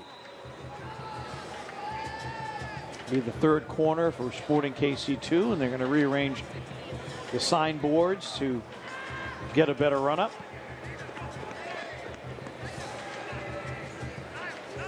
Jake Davis. Another academy product for Sporting Kansas City. In-swinger, back post. Cropper with a punch away. And then that one chipped in, and Cropper has to come off his line and punch it out again. Mushagalusa again creating problems. Nice, a really nice job of goalkeeping on both ends from Cody Cropper. First, a really good punch to get that thing out as far as possible, but Mushagalusa puts it into a dangerous area. And again, Cropper, hard for him to know exactly what's behind him there. It would have been a 901 FC player, but we've seen those kind of accidentally turned into the back of the net, too, as own goals. So Cropper did the safe thing. And actually, I believe it was Skylar Thomas got his head on it and conceding the corner to Sporting. Dakers winning it initially in the air. And then that half volley goes nowhere. We've seen a few of those. That's going to count as a shot, but that's why the shot total is so a little big deceptive, for Sporting right? KC2. And when you look at the numbers, they're among the league leaders in shots taken, but yet they have a minus 18 goal differential. Yeah, it's clearly a shoot on sight kind of policy. You just take a crack at it if you want to.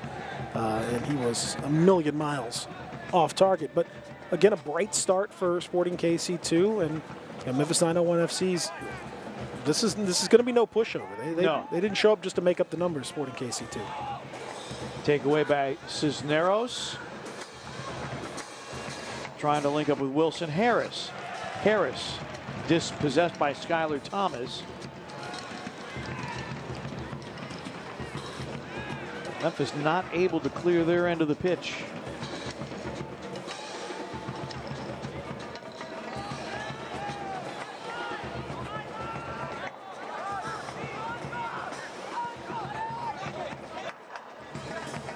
Caden Pierre, have not called his name much tonight, marked by Leston Paul. He's looking to turn. And now Preston to the touchline, and some great work there to retain possession. Segbers momentarily knocking it away. Mushagalusa. And the foul called on Mushagalusa. Dakers and Segbers, they have been exceptionally busy tonight. Well, in Dakers, you see there little tweak from Ben Pierman, able to provide that help, as they may have to double up on Mushagalusa to make sure that they get that channel solved. But it's been a half that you've seen 901 FC really struggle to have any kind of impact on the game. It's been all Sporting KC2 to start things off, and a little spell of possession here just to settle things in will be nice for a 901 FC. Alan Wynn losing the ball. Pierre on the pickup for Sporting.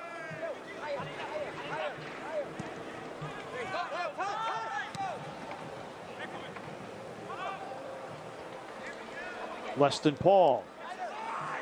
Kisidu. Central ball intended for Leston Paul or Murphy, but too heavy there. And here comes Mushagalusa. Segbers, good work, but working against LaFleur. Last time that Sporting found the victory column a month ago at home against Oklahoma City, 3-0. The only victory in the last 13 matches. They're winless in the last 3, have scored a total of 1 goal in the last 3 coming into tonight's match. Now, to be fair, they've only conceded 3 in the last 3 matches combined. Yeah, I think they were just saving all their offense for this match, Pete. Apparently so. And they're going to try to get some more here. Mushagalusa, and the offside flag is up. Niall Logue was helping the assistant referee, Austin Holt. Yeah, Mushagalusa a little early on the run and a little late on that pass, but again, another threatening move from Sporting KC2. Their performance belies their stats. It is not the kind of performance that you would expect based on what you see coming in. But as we talked about with these academy sides, sometimes you get it's a real crackerjack box. Sometimes you're going to pull out a weird prize and a night that's going to be unusual, just like that 3-0 against OKC Energy, who are that's not a bad team at all, and they took them to the woodshed. You just never know. Both teams playing on short rest.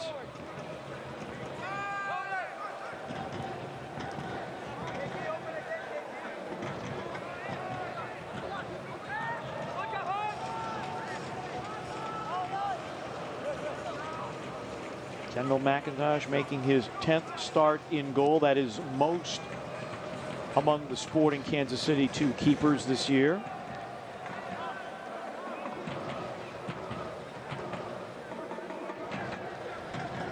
Kissyadu trying to find some space. Kissyadu laying it off. Dakers with a sharp angle shot that goes into the side of the goal. And it will be a goal kick for Kendall McIntosh.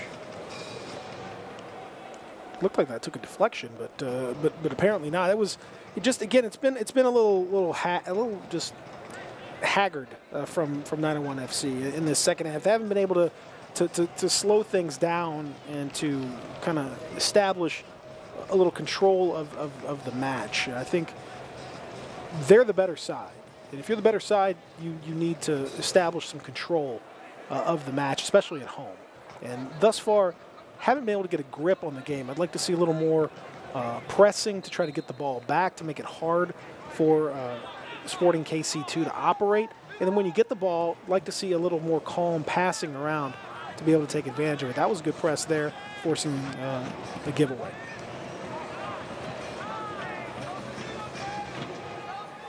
See if Memphis goes with a patient build here to get some of that control that you're talking about. Oh, great ball by Logue. Kissyadu through ball trying to get to Murphy, but too heavy on the touch, and it'll be a goal kick for McIntosh and Sporting KC2. As we remind you that if you can't watch the match, turn on Sirius XMFC 157, North America's only 24/7 source of soccer radio, featuring Ray Hudson, Tony Miola, Rodney Marsh, and USL All Access with our good friend Mike Watts, who calls everything, it seems, and Devin Kerr every Tuesday night at 7 Eastern. You can also hear live action from the USL, MLS, Premier League, and more, all on Sirius XMFC 157 and the Sirius XM app. I always joke about Mike Watts. Mike Watts is one of the nicest people you'd ever want to meet. Had a chance to meet him doing some USL games down in Florida. Great broadcaster, great guy. Murphy with a chip, and then it is saved off the line by LaFleur. LaFleur made that save. Great opportunity for Murphy. Came out of very little. Didn't appear to be much on, and next thing you know, ball slides through. A nice diagonal run from Murphy to set it up. It was deflected, and then it was just able to clear it off. Barely LaFleur overhead kick, and that thing was going to the back of the net. If he had slipped a little bit, that would have been a goal. But Murphy, great diagonal run, Pete, and we've talked about kind of getting in behind, and Murphy's had 2 or 3 of those tonight. Celtic crossing corner kick, and that one is headed away. Logue. Not sure if he was trying to go for goal with that or not. I think he was taking a stab at it. I think he was. Skylar Thomas won the ball for Memphis, and Logue, well, you heard Ben Pierman say at halftime, I want our backs to be more aggressive. Well, there you go. I do know this. If you take a shot and it ends up as a throw, you probably didn't go the way you wanted it to.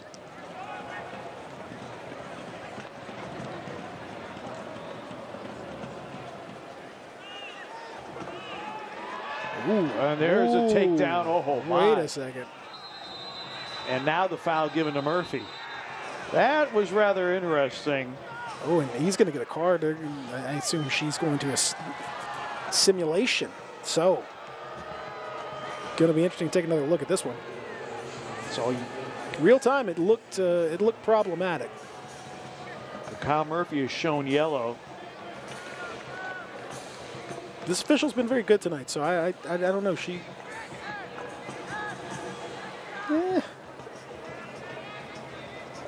There was some contact there, and then Murphy with a little kick right there. That was a. I think that's marginal. Yeah. And then that little kick by Murphy, and then the flop, and the signal for the card, helping to sell the call. I always use the metric, how would I feel if it were given against my team? Right. And if that were given against 901 FC, I'd be pretty upset. Oh, great ball here for Murphy. Murphy trying to turn the corner against Graham Smith, and it's in on McIntosh, who handles it. Well defended by Graham Smith, pushing Murphy well wide, not giving him much of a shooting angle, as we have passed the hour mark here in downtown Memphis on level terms. Murphy with the goal for 901 FC, an equalizer in the 20th minute. Musha Galusa opened the scoring in the 17th minute, and an opportunity here, and there's the second goal for Musha Galusa, and the second for Sporting KC2, and they break out on top in the 62nd minute, Offside. But they do say it's offside. Offside, and that is a big break for 901 FC, because that was a well-worked move across, and Cody Cropper is extremely upset with the defense and the way that play went down. And whoo, bullet dodged big time right there, Pete. Take another look at this one. Just about, by maybe a foot offside, if that. And I mean literally his foot offside. That was very, very close. And 901 FC dodges what would have been Musha Galusa's 9th goal of the season, and a go-ahead score at that. Well, Musha Galusa was right there. Again, as you would expect a goal scorer to be. Great ball across. Nothing Cody Cropper could do about it. But defensively, we have seen time and time again the movement from Sporting KC2. That young trio up front is causing some real problems for the 901 FC defenders. Just can't quite follow where those runs are coming, and it's opening up space in behind. So a free kick for Dakers here. I'm sure Oklahoma City Energy, very interested observers here. Sent in, headed down. Kisidu was trying to measure it. Gonzalez sends it through to Dakers. Dakers crossing far post, got by Niall Logue. It'll be a Memphis throw-in the 63rd minute. It looked like in the build-up to that, Jake Davis almost played a handball in the box. I'd be curious to see that. It was pretty close. It was his shoulder. It was awfully close to a hand. It would have been pretty harsh, but it looked pretty close. Raul Gonzalez, the former University of Memphis star, makes his move, but the cross is intercepted. Well, there's that pressing we're talking about, Pete. We're moving up, Skylar Thomas, jumping in there, making something happen rather than letting Sporting KC kind of establish some stuff in the midfield. Go ahead and get that ball back, slow it down, get that patient build, control the match a little bit more, because you've seen they carry a big threat, Sporting KC, to keep the ball away from them. Logue with a diagonal ball. Dakers, now less than Paul. Paul, combination, Wynn trying to link with Kisidu, but defended well by LaFleur. Had two men to look for, good idea. The through balls are where it's at, Pete. Segbers will take the throw in. Through balls into the channel, cross, and score from there. That's how they scored their first goal. It's going to be there against the way that Sporting KC2 are defending right now. you just feel there's another goal lurking out there for Memphis. Oh, yeah. Aduro thought about giving it a go. Combination, Segbers.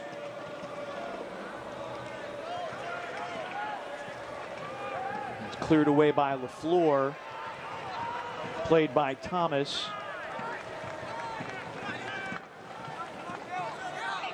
And not a good ball by Logue, but not well played by Bunbury, and Gonzalez able to get it back for 901.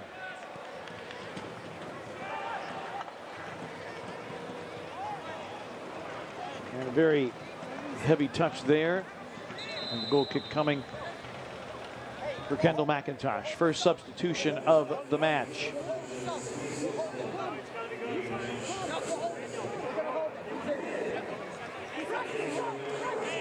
Roland Lama comes on, and Alan Wynn goes off for Memphis. Lama making his 7th appearance of the season. They've announced the sub, but we're going to hold him for the moment. Lama, it's been an injury-plagued season for him. Oduro winning the ball. Memphis trying to mount the attack here. Dakers wins, sliding it through for Kisiadu. Chipped it off the crossbar and then headed down and forcing McIntosh to come and cover it up. Oh, a heavy deflection that almost worked out beautifully for 901 FC. And a fortunate situation, a couple of real fortunate situations for each of the goalkeepers tonight. McIntosh was out to lunch. Nothing he could do about that one, but it clanked off the crossbar rather than going underneath and into the net. That deflected by Caden Pierre, and it ends up hitting the crossbar. Pierre with the tackle. And it took just enough of a high bounce that took Murphy out of the play so that he couldn't follow up with what would have been another simple enough header for him. Good work in back by Cisneros and LaFleur to kind of clear that away out of desperation. But, you know, this is a game. It's the thing about soccer. Soccer can be a game of some cruel deflections at times. And it might have been a little cruel on Sporting KC too, but it was very nearly a scrappy goal. And Breck Evans will come on, and Raul Gonzalez will go off. Breck Evans making his 17th appearance, all but 2 of them as a reserve in his first season with 901 FC.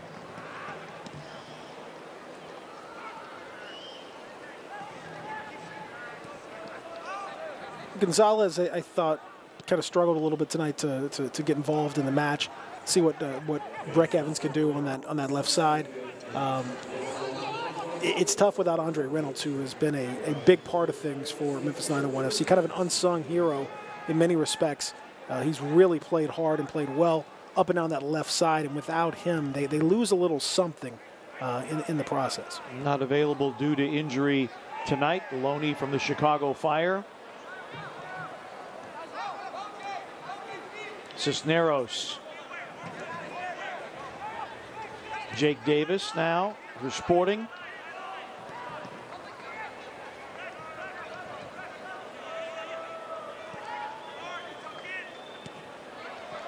Great interception by Lama. Challenge there. Murphy unhappy. Davis, the guilty party. And the card comes out. No doubt about that one. That was a professional foul from Jake Davis as he saw what was coming and ran over Kyle Murphy. Pretty nasty, but yellow card warranted there. Understandable. Roger Smith coming on for Bunbury. You see Murphy here with the opportunity, and yeah, that's pretty clear. And Davis, to be fair, kind of held up on that tackle and didn't go all the way through with it, which would have made it quite a bit worse. But it's more about the time and the context of the tackle, trying to stop what would have been a run and an opportunity in transition. So Bunbury is out. Now watch Roger Smith. He is a dangerous goal scorer. That ball is low and never really got to an attacking position for 901 FC. Roger Smith, the Jamaican with 5 goals and an assist, wearing the number 44 shirt in his first season with Sporting KC 2.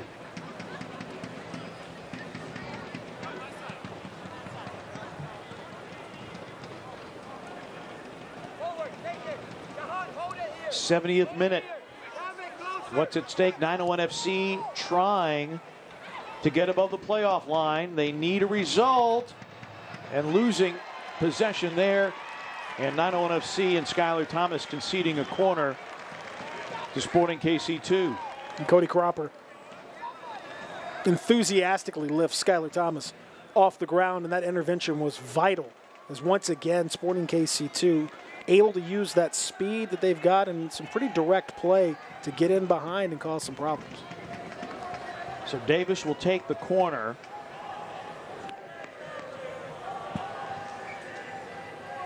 And again, Cody Cropper now, he is in the goal where there is a bit of that sod that has been patched over the baseball infield.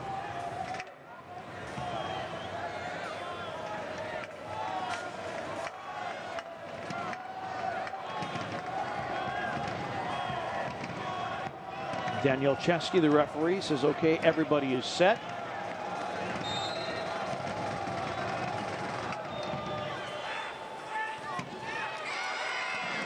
It's headed out of danger. Dakers was chasing. It'll be a Memphis throw-in the 72nd minute.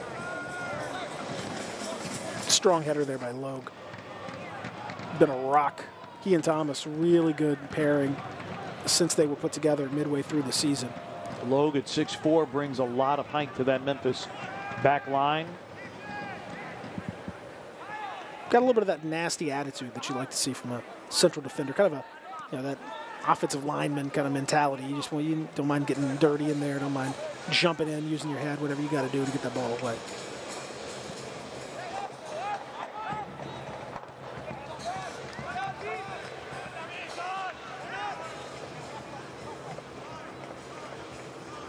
It's a big 20-minute stretch for 901 FC here, Pete. A draw would be the barest amount acceptable if you want to make the playoffs, but you really need to get, this is a match. We talked about how the two teams could be tricky. Uh-oh, Lama with an opportunity here. Lama is taken down by the keeper in the box. That's a penalty. Got to be a penalty. Yeah, she points to the spot. That's a penalty. And so it will be a penalty awarded to 901 FC and a yellow card as McIntosh came out. The ball coming free, and Lama with a scoring opportunity taken down by McIntosh. He gets the yellow and the penalty awarded. This was, again, as we've seen 2 or 3 times tonight, some opportunities coming out of really nowhere. Just a mistake here or there. And an opportunity, Lamar, the ball rolled through and gave him an opportunity one-on-one with the keeper, and the keeper did not get there fast enough. Unlike the Murphy play from earlier, the touch was better. And now Murphy, from the spot, a chance to double his tally and a crucial goal for 901 FC. Memphis is a team 2 for 2 on penalties this year. Sporting has conceded 5.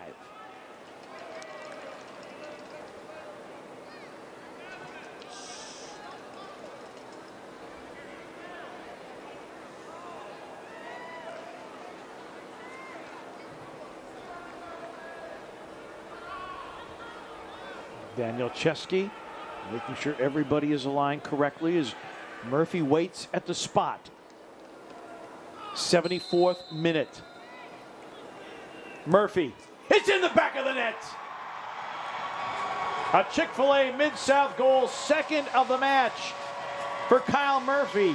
He's got the brace, 17 goals on the season, and the home side has the lead 2-1. Perfect penalty from Kyle Murphy. You would expect nothing less from a goal scorer of his quality. And in a pressure moment with the season on the line, he came through. Again, bad pass, great opportunity for Lama. And unlike Murphy, he was able to control the touch. And look at this, perfect finish. It was absolutely flawless with the positioning. McIntosh even guessed right. But if you look where this ball goes in, it goes in just inside the post. Nothing any keeper is going to be able to do about that. Flawless penalty under a little bit of pressure from Kyle Murphy, and it's 2-1. Huge goal for the playoff hopes of Memphis 901 FC. Pinpoint precision from Kyle Murphy to sneak that inside the post and give the home club the lead. You can't do any better than that. And a gift from Sporting KC2 with a errant pass, but you know, it doesn't matter how they get there at this point in the season. You just get those goals on the board and feel good about it. But the job far from done. The final quarter hour still remaining to be played. We have seen the Sporting KC2 team be dangerous.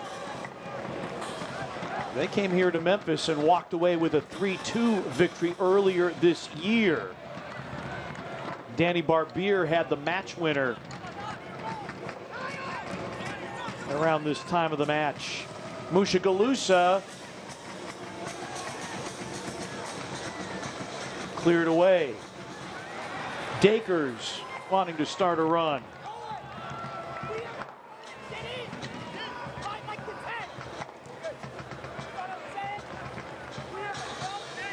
And Sporting concedes the throw-in to 901 FC. Crucial turn of events, Pete. And you never quite know, but you have to be able to take advantage of opportunities when they show up. And Lama was right there where he needed to be, was able to jump on that errant pass and give Memphis 901 FC an enormous opportunity to hang on in this match. And now, you know, with this final 15 minutes, you know Sporting KC2 is going to carry their threat. You know they're going to be dangerous, but it also gives you a platform to really control the match from, and you just wonder how much belief is there in the Sporting KC2 side. Caden Pierre. Mushagalusa. Pierre looking to turn to goal. Goes down. Chips. Mushagalusa. Mushagalusa. That's blocked. And Memphis able to clear. Kissidoo. Breck Evans. Boy, some great feet from both players for Sporting KC2. The little spoon pass over the top to Mushagalusa, who was able to control it pretty well, and a nice block defensively, but it had to be there because Mushagalusa very dangerous. This is Isaiah LaFleur.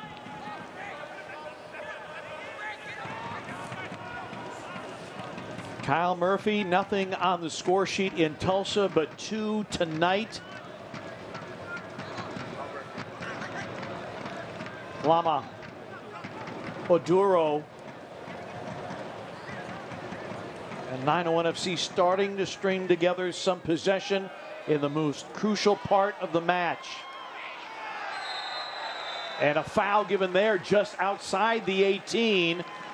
So a dangerous opportunity for the home club to double its lead. Again, a nice series of passing moves down that right side. Segber's getting into a dangerous position, taken down, no question. That was a foul. And now the opportunity to put a good bit of service in. Very important to put this ball right in between. Put it right, you're aiming right for the penalty spot, basically. And to allow, it depends on the line, of course, that you'll see from Sporting KC2, but really good chance to put this one right into a dangerous position and get an opportunity to head it. Segber's chips, headed, far post, Breck Evans, Lama wide. Snapshot from Lama, well wide. But he's earned the right to take a pop at it, drawing that penalty.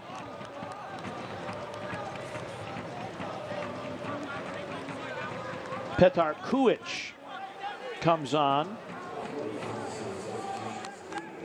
Jahan Rod going off.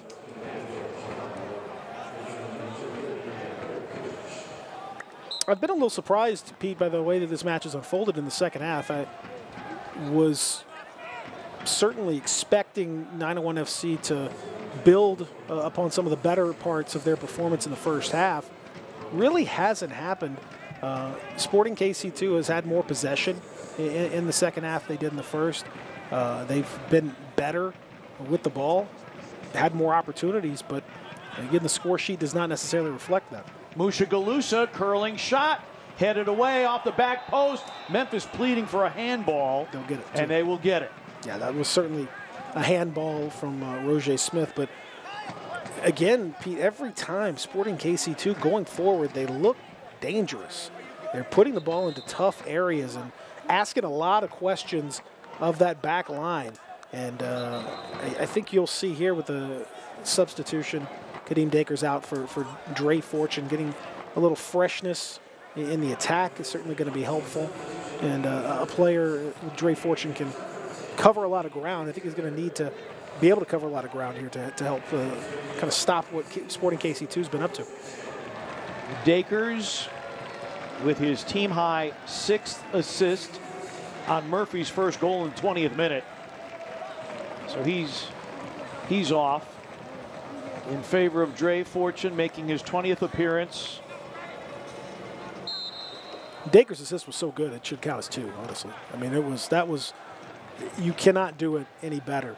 Curling the ball just over the outstretched hands of the goalkeeper, right into.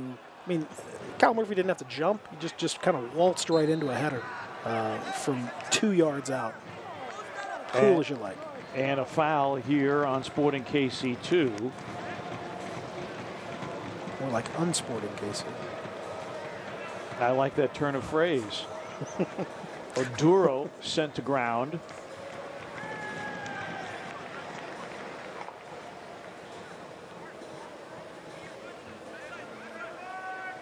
I understand why they changed the name to Sporting KC2. I did like Swope Park Rangers. Absolutely, yeah. I thought that was a much more poetic name for a team. It would have. Any of the twos are.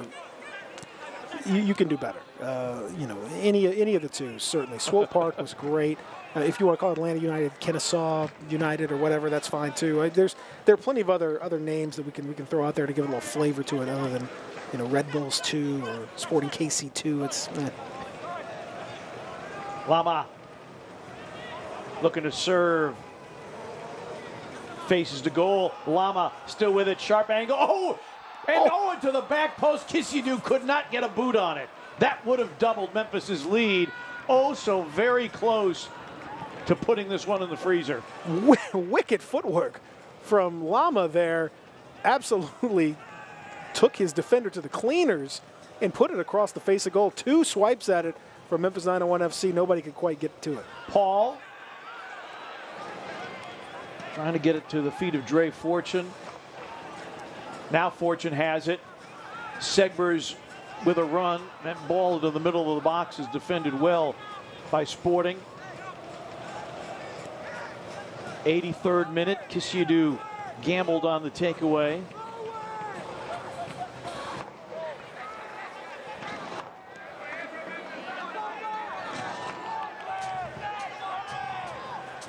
Jake Davis. Mushagalusa. Far post.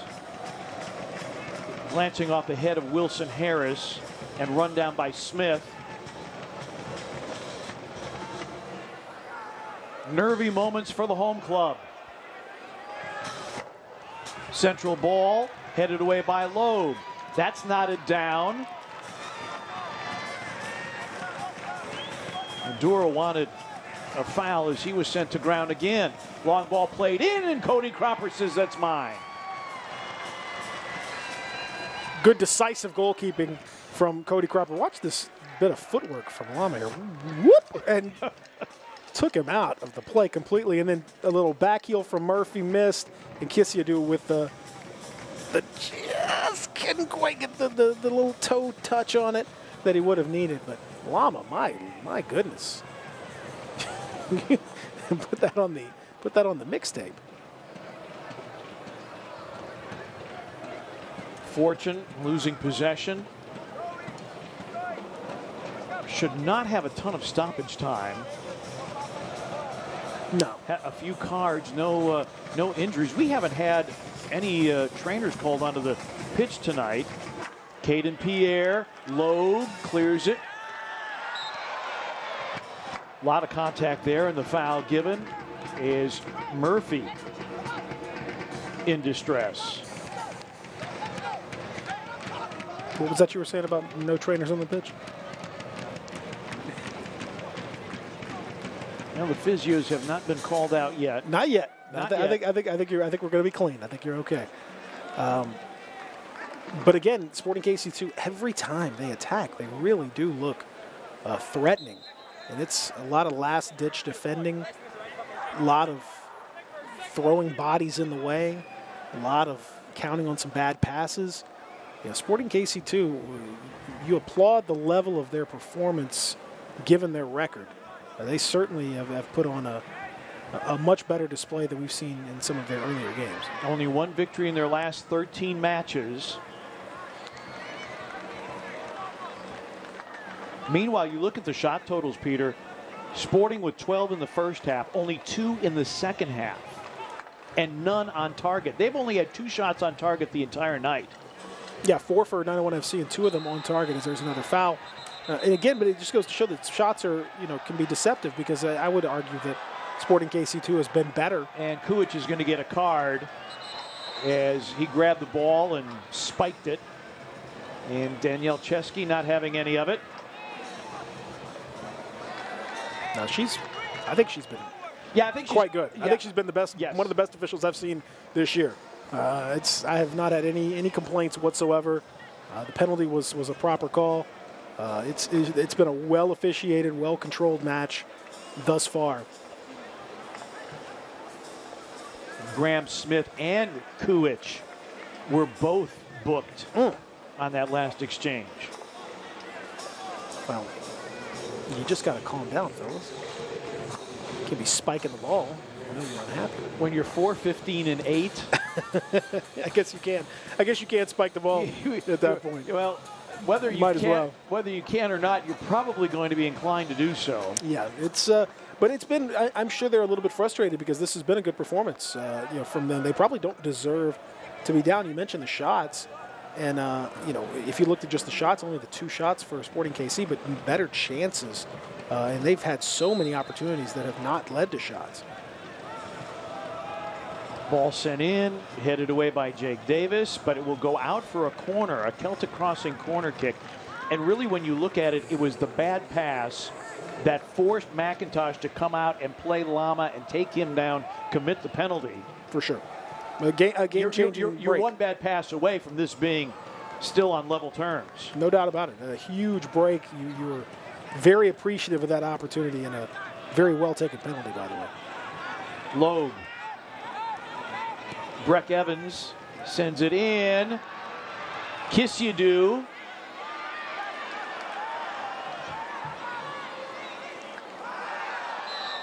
And a collision and a foul given to Dre Fortune. Well, he's going to pick up a yellow card. And again, I know there could be a little, for whatever reason he's complaining, but that's again a yellow card that you have to take. As he, I beg your pardon, it's Oduro, not Oduro. Yeah, Oduro, shouldered him down. He knew exactly what he was doing, but he was again preventing a transition opportunity, which the proverbial professional foul. That's what you got to do. It's what you got to do. You got to take one for the team, and that's exactly what happened there. No such thing as an amateur foul. That's just when you go 2 feet in and nearly take out a guy. That's an amateur foul right there.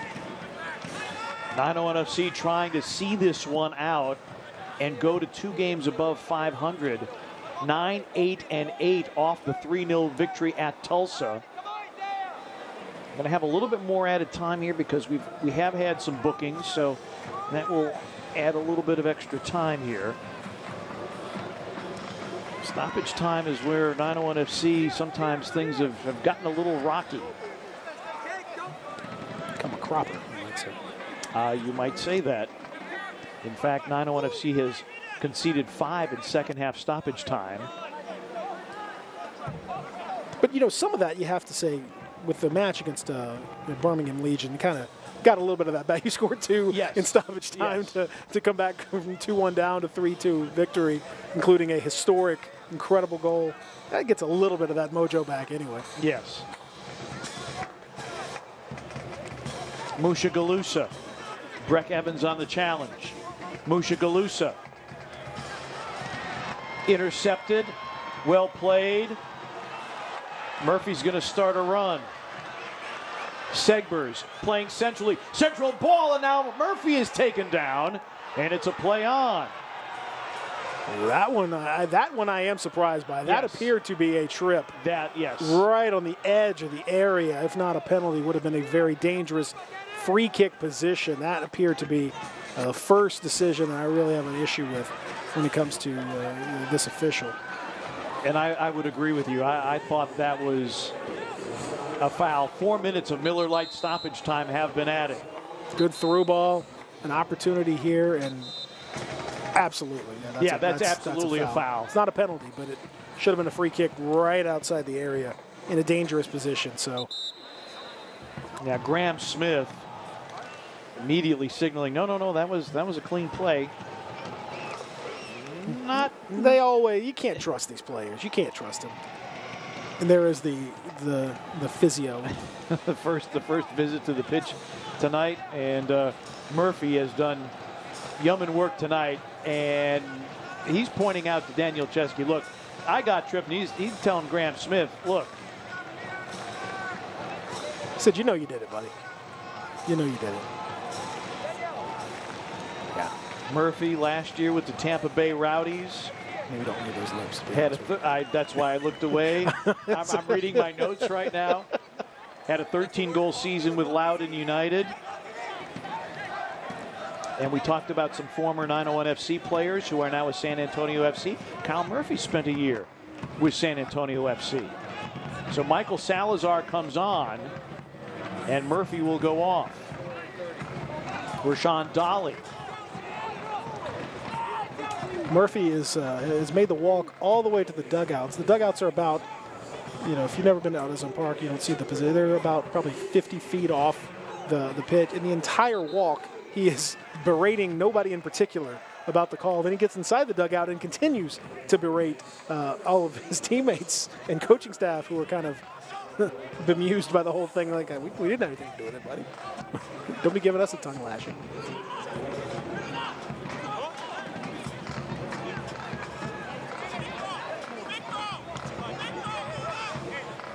So meanwhile, 901 FC is trying to see this thing out, and the 4 minutes of posted stoppage time, maybe a little bit more. Caden Pierre with a handful of jersey of Rashawn Dolly. 901 FC very, very short-handed tonight due to injury. And Fortune is offside. And that's just frustrating because there's no point in playing that pass, period. He's a mile offside, and there's no point in playing it at this point in the match anyway because, just pass back, control the ball, and hang on as best you can. It's an unfortunate decision that gives Sporting KC2 a bit of a lifeline in this match. Breck Evans winning it in the air. Dolly settling it. Good job winning the ball. Segbers forcing Sporting KC2 to chase it. McIntosh. And a foul on Memphis here.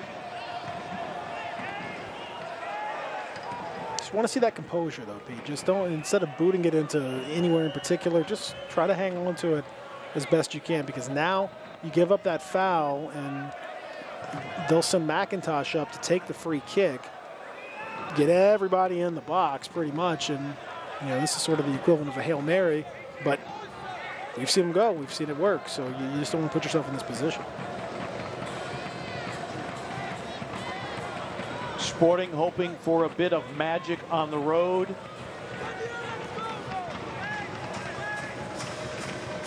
That's flicked on, and Logue again with a big-time clearance for 901.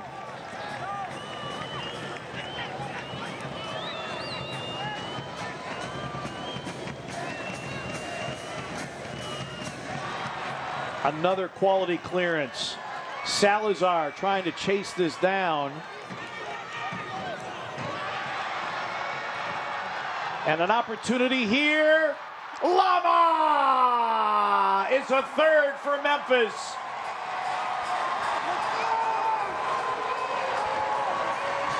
Lama, his second goal for 901 FC. A Chick-fil-A Mid-South goal. And Memphis will move above the playoff line and collect all 3 points tonight. What a way to cap off a huge night, an at times nervy night for 901 FC, but a terrific way to finish it, and nothing nervy about this. As Lama, cool as you like, rounds McIntosh, nothing doing, and finishes with style into the empty net. We've seen a lot of terrific footwork tonight from Lama. And that's a great way to finish. And Pete, it hasn't always been pretty. It hasn't always been direct. But you know what it's going to be? A 2-goal victory. And a great ball by Salazar to trigger it. Well played. Terrific. Well played indeed. It's 3-1. It may not be a 3-1 in the way that you necessarily expected it to be, but it's a 3-1 nonetheless. Memphis's bench has been issued a yellow card. You can't yellow card an entire bench, can you? The actual bench got yellow carded? I mean, you can't. Were there people involved? You can't. What are we doing here? Come on. I believe the celebration probably was a bit more than Danielle Chesky was comfortable with, but I think Danielle's done a really good job. Let's not ruin it here at the end. Yeah, no, she has done a very good job with this match. Maybe one or two judgments that we may have not agreed with, but overall, no, it's been good control of the match. We haven't had tempers flaring up. We haven't had anything extracurricular, and I think it's been well managed from an officiating point of view. And we've well gone past the 4 minutes of stoppage time that were posted, but we've had bookings and we've had substitutions and a goal, so that is the explanation of the math. Jake Davis chips it far post. That's headed, handled by Cropper, and there is full time. Memphis 901 FC now 10-8-8, 38 points. 3 huge points for Memphis 901 FC. I was not always pretty getting them, but they sure look good when you have them. So Memphis now is 4th in the Central Division, 1 point behind FC Tulsa. And Memphis now a +2 goal differential. Terrific. In case you're wondering, Tulsa is -3 in goal differential. I mean, that just going to throw that out there. Does come in handy when you have 5 goals and 2 more games in hand. That certainly puts you in a terrific position. But there were some nervy moments here and there, Pete, but overall a performance and certainly finishing that 901 FC fans can be proud of, and vital 3 points. And at this stage of the season, I don't care how it looks, Pete. I just care how it finishes. And in this case, 3-1, you'll take all 3 points and put them in your pocket. Indeed, you will. We'll put the 3 points in the pocket. We'll take a timeout, and we'll come back to AutoZone Park. The home club, a 3-1 victory over Sporting KC2.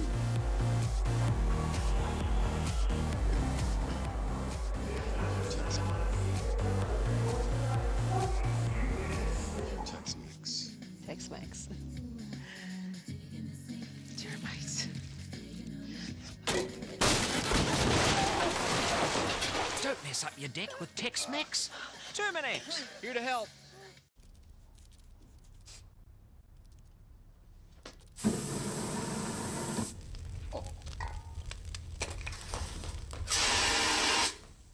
Don't burn down the duplex. Terminex.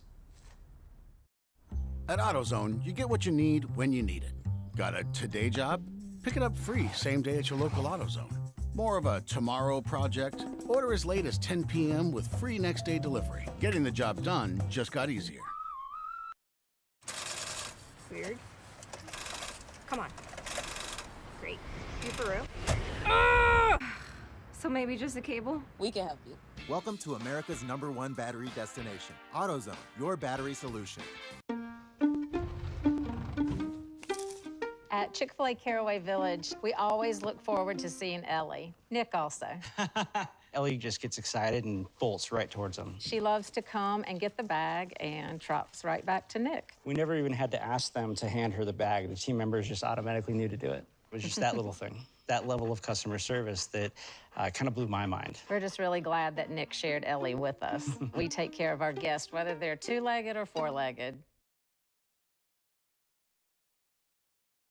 2-1 victory over Sporting KC2. Kyle Murphy, our Buff City Soap man of the match. 17 goals now on the season, tied for second in the championship in goals scored. Kyle joins us now. Kyle, that first goal, that service by Dakers, was that as good as it gets? Yeah, unbelievable ball from him. Made it easy to do my job. Great ball from Kadeem, and great to get the equalizer there. When you get a moment in that second half, it was kind of a match that went both ways, and you're faced with a penalty that really could change a whole lot about your season. What's your mindset? Because you tucked it in absolutely perfectly. Yeah, to try to keep calm, know where I'm going to put it, and just trust myself that I'm going to do it and just hit it where I want to. What is the biggest area of growth for this club through the season? Because there was a ton of turnover, and now you have put yourself in playoff position. Yeah, we all just trust each other and trust what Ben and the staff wants us to do. I think we've grown throughout the whole season, and I think the results are starting to show it, and we're getting in a good run of form heading into the postseason. What about the belief in this side? Because it's only the second time this year that you guys have won a match after the other team scores first. You guys came right back, scored an equalizer within 4 or 5 minutes of having given up that goal. Is there a new belief now in this squad? Yeah, I think we always believe in ourselves. JB's trying to mess with me behind the camera. No, but huge to get a goal right after they score. A lot of teams are suspect right then, so huge for us, and just keep fighting the whole 90 minutes, and Roland sealed it off there. It was great. Kyle, thanks so much for the time, and congratulations on the brace and the 3 points. Awesome. Thank you, guys. Well, we win, you win with sticks. Buy an entree, you get a free appetizer because 901 FC has put 3 points in the bank. I'm going to go put that up there. Kyle Murphy with the brace, and then the third by Roland Lama to seal it off 3-1. Let's take a look at some final numbers, Mr. Edmiston. Possession 50-50. We talked about it. Sporting KC, they're going to give it a go. They may not be on target, but they're going to give it a go. And otherwise, it's a pretty even match, and you made the point several times throughout, and very true. Sporting Kansas City 2, they're dangerous, very dangerous, but Memphis made the more of their opportunities. Well, that was the thing, is they had, when they were shooting on sight, but I thought in the second half they got a little more composed, Sporting KC2, and they created a number of good opportunities, but some heads-up defending, some last-ditch defending, a little bit of luck here and there, that always helps. And you can't say enough about the 2 goals in the second. I mean, all 3 goals, honestly, were of the highest quality. The Dakers cross is something that you should show young players. This is how you do it right here. You cannot do it any better. As Kyle Murphy said, his penalty was taken flawlessly. And then Roland Lama with some great footwork to round the keeper and put a bow on this thing. So it wasn't always straightforward, Pete, but it sure looks pretty at this point. Memphis 901 FC, they are now 4th in the division with 38 points. They leapfrog Oklahoma City Energy. 3-1, the home club over Sporting Kansas City 2. For Peter Edmiston and the rest of our crew here at AutoZone Park, I'm Pete Pranica. Thanks so much for watching USL Championship Soccer on ESPN+. United Soccer League Championship cannot be retransmitted, rebroadcast, or reproduced without the expressed written consent of the United Soccer League Championship.